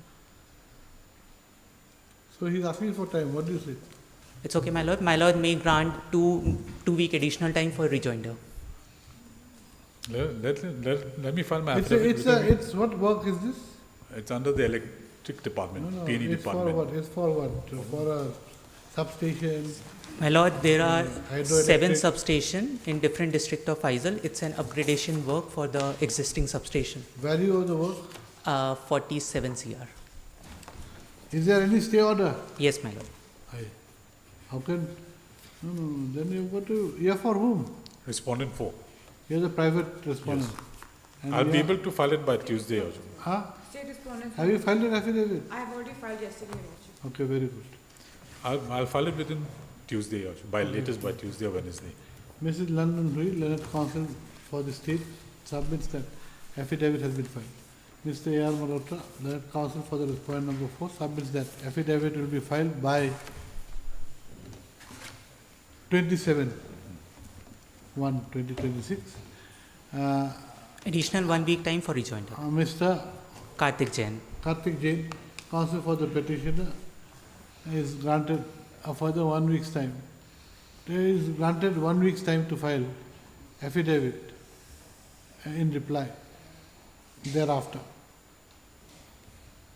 List the matter on when? Give a date. Give a date. Any date, my lord. Third. Third. List the matter on third. My lord, stay may be extended till next date of hearing. Interim order past status stands extended till the next date. Obliged. Item 3. Your Lordship's item 3, 4, 5, and 6 are arbitration appeals arising out of arbitral award which are of similar nature for enhancement of the compensation.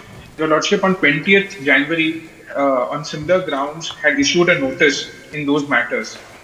I would pray that similar notice may be issued because in the arbitral award and the Section 34 order, both fail to recognize the evidence which was essentially required for enhancement and merely assume that the enhancement is necessary without giving any justification for enhancement of compensation. And So that comes under which subsection of Section 34? Section, it comes under Section 2, subclause explanation 2, which is patently illegal what we are saying. Your Lordship, if you see the order of 20th January, which Your Lordship had passed, a similar submission was made on behalf of us. Where is It the doesn't matter. My colleague is there.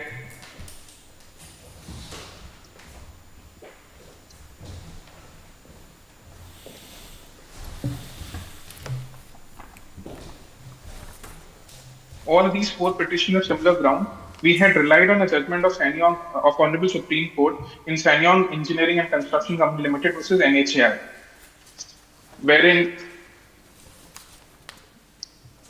we said that the third juristic principle is that the decision which is perverse or so irrational that no reasonable person would have arrived at the same is important and requires some degree of explanation. It is a settled law that where a finding is based on no evidence which is covered. Okay, right. Heard, Mr. Prashant Jain. There's no Prashant Jain, there's only Kartik Jain. My lord, may mention my name, Kartik Jain. You have not submitted a Vakalatnama. My lord, we missed Yes, his my colleague is there. Kartik Jain is there. Where is this? You're not, are you a senior? No, Your Honor, I'm not a senior. How come you're making submissions? My lord, we missed his name. My lord may mention my name as an appearance. Kartik Jain.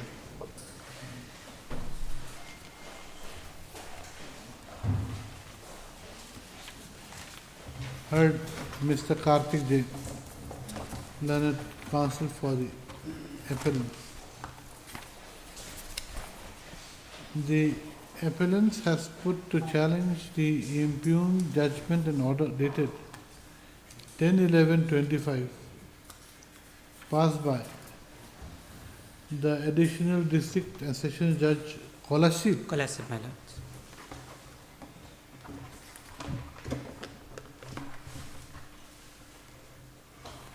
Kolasip.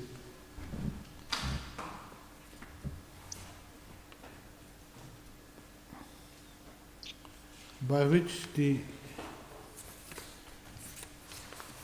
appellant's appeal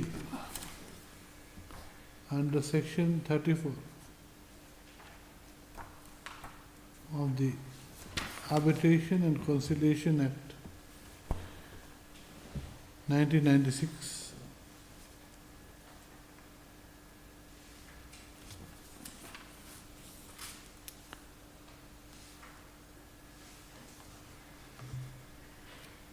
wide arbitration petition number 3 of 2024 has been dismissed. And then you take this, then the next, I think the next is all same, I think. My lord, the facts of all the cases are different. I have not mentioned any facts here. All right. Yes, sir. Then the rest will be Your Lordship, so the grounds are same, the facts are different, which may change, but otherwise there is nothing on facts has been mentioned in this order of 20th January. So the same thing, okay, the next paragraph, only the top part will be different. This will be first paragraph would be different and petition number would be for different. item 3. Give me item 4. 3. Yes. Item 4. Item 4, same thing except out here, the impugned judgment and order is 17/10/25 passed by the same court. Yes, my lord. In arbitration petition number 6 of 2024. Okay. Then next one.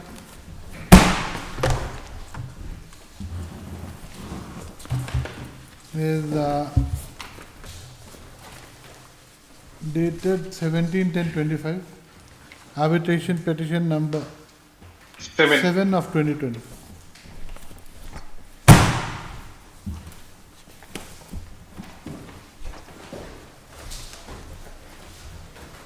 And this one is again 17/10/25. Arbitration petition number 8 of 2024.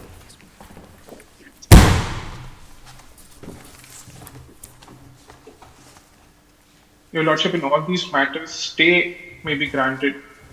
After the notice. Obliged.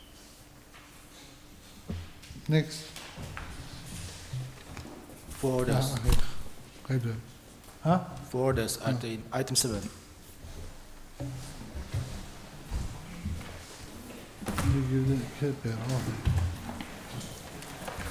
What is this bail application? It's a POCSO matter, my lord. And the IA is for implement of the informant. IA is there, my lord.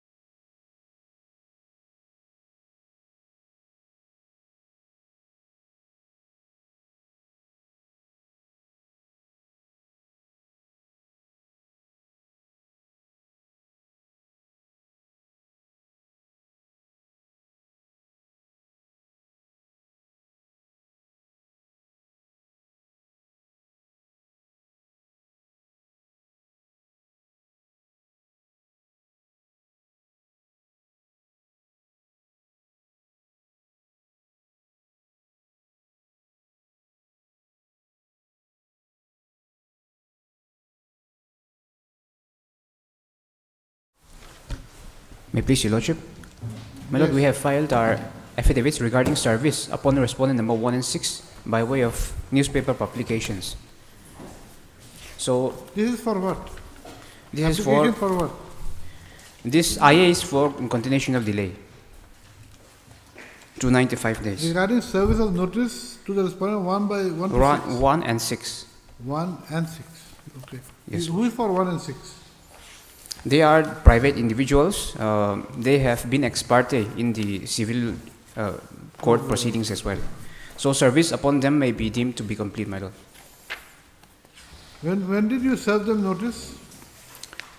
Regarding newspaper notice, we have done it on 9/12/2025. We have published the same on 2 leading newspapers, Banglaini and Aizot Post. Who is 2, 3, 4? Who are these persons? They are the state governments, my lord. 2, 3, 4, 5 are state government. My lord. 2 is the state of Mizoram. 3 is What is the matter about?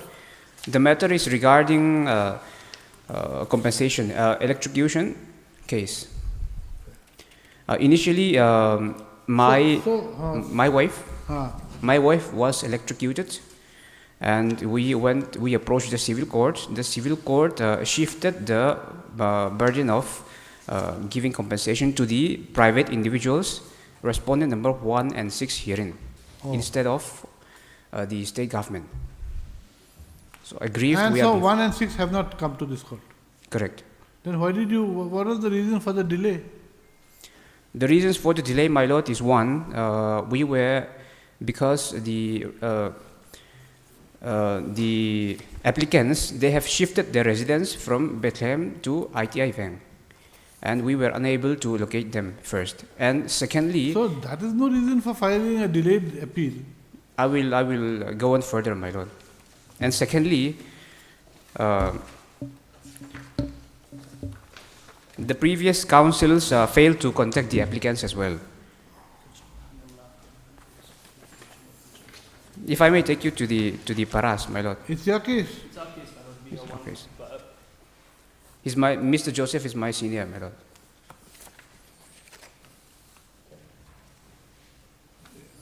What to do? I think the state government, they want to file objections, my lord. Why don't you file an execution petition against those 1 and 6? Because my lord, the reason is firstly, my lord, we are not satisfied with the amount of compensation awarded. So that is, and also, my lord, it is our humble submission that the state are also jointly liable. The private respondents. Their electrocution, it's transformer or low-lying wire, low-hanging wire? Low-hanging wire, my lord. Yes, madam, have you filed a written objection? No, my lord, I will be filing. You'll be filing, okay, right.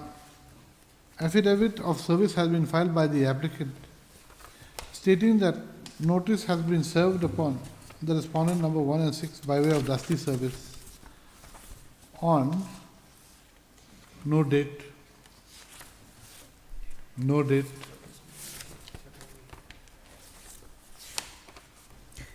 Dusty, we have done it prior, my lord. Newspaper publication is the last resort. Oh, where is that? Where is the affidavit? Where is your newspaper publication? Newspaper publication, we have done it on, my lord. No, where is your affidavit? Where is the newspapers? We have filed it before the registry, my lord. When? Today? No, my lord. On 15/1/2026. It is not in front of us. It's not in front of me. Now, how do I decide? Okay, what have I said? No, the counsel for the applicant submits that newspaper publication of notice has been done in respect of the respondents to number 1 and 6. 1 and 6. However, there is no affidavit or copies of the newspaper in the records. The counsel for the applicant shall verify as to whether the application submitted in this respect is under objection, and if the same has not been filed, the same should be filed. Full stop. Ms. Caroline Lung Oipui, Learned Counsel for the respondents for the state respondents number 2 to 5. 2 to 4. 2 to 4 submits that she will file affidavit within 3 weeks. not affidavit, written objection within 3 weeks. With regard to the condonation of delay application, condonation of delay of 295 days. 295 days. 290. Who is respondent number 5? It's 290. It's It's 290 2 to days. sorry, 5. madam. 290 It's 2 to 5, madam. It's not 2 to 4.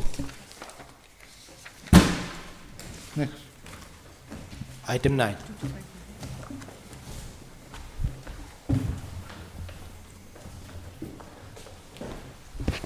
May it please your Lordship. My Lord, there's a slight delay of 112 days in filing the connected RFA. In what? What is this matter about? This is a case, Your Lordship, we're challenging the order passed in the review petition. What happened is that I am the owner of an LSC, and I filed an eviction suit against the respondents. Eviction suit was allowed in my favor. Subsequently, they filed a review petition before the same trial court on the grounds that they are in a possession of certain new documents which was never produced before the trial court. And the trial court came to the conclusion that one of the one of the parties... The review court, you mean? The review court? The review court, yes. The review court decided the review petition in their favor on grounds which was never raised before the eviction. So you're challenging that? I'm challenging that. Those issues were never discussed in the eviction suit. Anyway, so any objection to the delay? My Lord, only two objections, my Lord. The first is, my Lord, they have mentioned the reason they have delay is, my Lord, according to them, the husband is sick. I mean, the appellant, my Lord, the appellant's husband was sick, and because of that, she could not take steps, my Lord, towards filing. That's the first thing she had mentioned, my Lord. But as per the medical report, medical evidence they had submitted, my Lord, Annexure 1, it is shown that the husband was in hospital only for, my Lord, 5 days. And as per the history, it is shown that, my Lord, he was sick for 3 weeks prior to this. So the entire thing, my Lord, around 1 month, my Lord, was in medical, let's say medical. So that is the explanation with respect to the medical, and we are saying that this is not sufficient evidence, my Lord. That's our first objection. Now the second objection, my Lord, we would like to point out is they had mentioned, my Lord, that there was a court vacation, and because of this court vacation, they had used it as an excuse. But, my Lord, after the court vacation, they had waited for at least around 30 days to apply for certified copy. So, my Lord, these two objections we have, my Lord, with respect to the condonation. 100 days. So, my Lord, let these two objections be reflected, my Lord. Okay, right. Heard Mr. Lalfa Koma, Learned Counsel for the applicants. Also heard Mr. Joseph Rentley, Learned Counsel for the respondents. Respondent number 1, my Lord. Respondent number 1. Miss Caroline Lungoipui appears for respondent number 2. Number 2.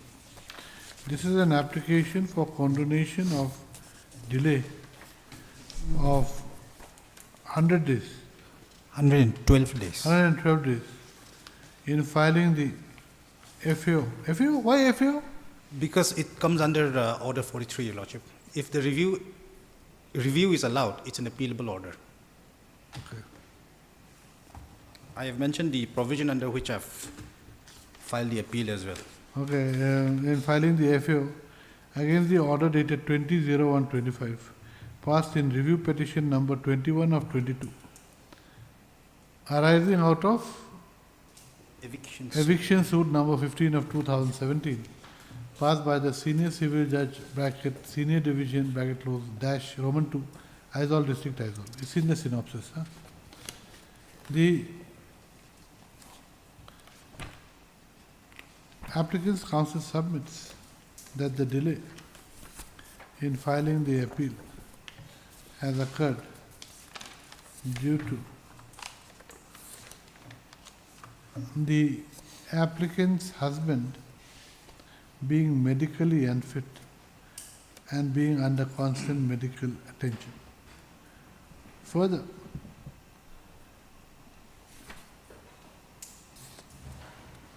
as the property in question, though in the name of the applicant, is a family property, and collective decision had to be taken as to the next step to be followed by the applicant and her family.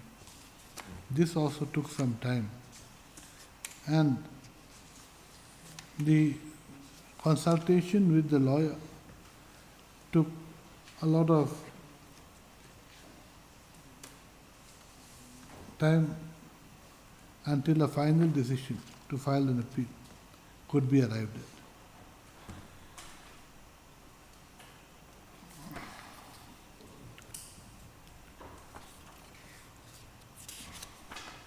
The land council for the applicant submits that there was no intention to delay the filing of the appeal, and the same has occurred inadvertently. Mr. Joseph L. Rentley, the land council for the respondent number 1, my lord. submits that the evidence that the application of the applicant shows that the applicant was sick for only 3 weeks. Applicant's husband. Applicant's husband was sick for only 3 weeks. Yes. And had been in hospital for 4-5 days. 4 days. For 4 days. Further what? And also, my lord, they had, according to them, the vacation, there was a vacation. Further, the ground of vacation of how many days? Of 10 days. Of 10 days. Of around 10 days. Of around 10 days could not justify the delay of 112 days. Yes, because they had applied for certified copies more than after 20 days after the vacation. In any event, the application for a certified copy of the impugned order by the applicant was after 20 days of expiry of the vacation. He accordingly submits that when there is no day-to-day explanation given for the delay, the application for condoning the delay should be rejected. I have heard the counsels for the parties. Miss Caroline, what have you got to say? Lordship, we are the performer Okay. I have heard the counsels for the parties. On considering the grounds of delay taken by the applicant, it is apparent that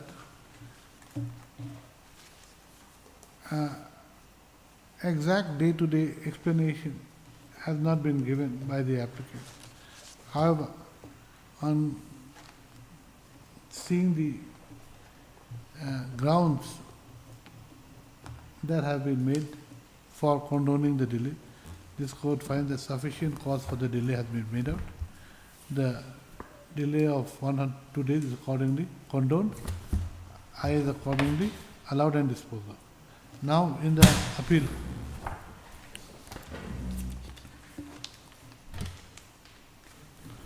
okay. Notice is not issued, my lord, so okay, right. It's not yet admitted also. Right. So you write the same thing, huh? Write the same thing, heard so and so. So who submits that so and so, that first paragraph, okay? Admit the appeal, call for the TCR. Mr. Joseph L. Rentley appears for respondent number 1, while Caroline L. Lung Hoipu appears for the respondent number 2. This is the matter after 4 weeks. and my lord, copies to be served to us. Yes, we will do that.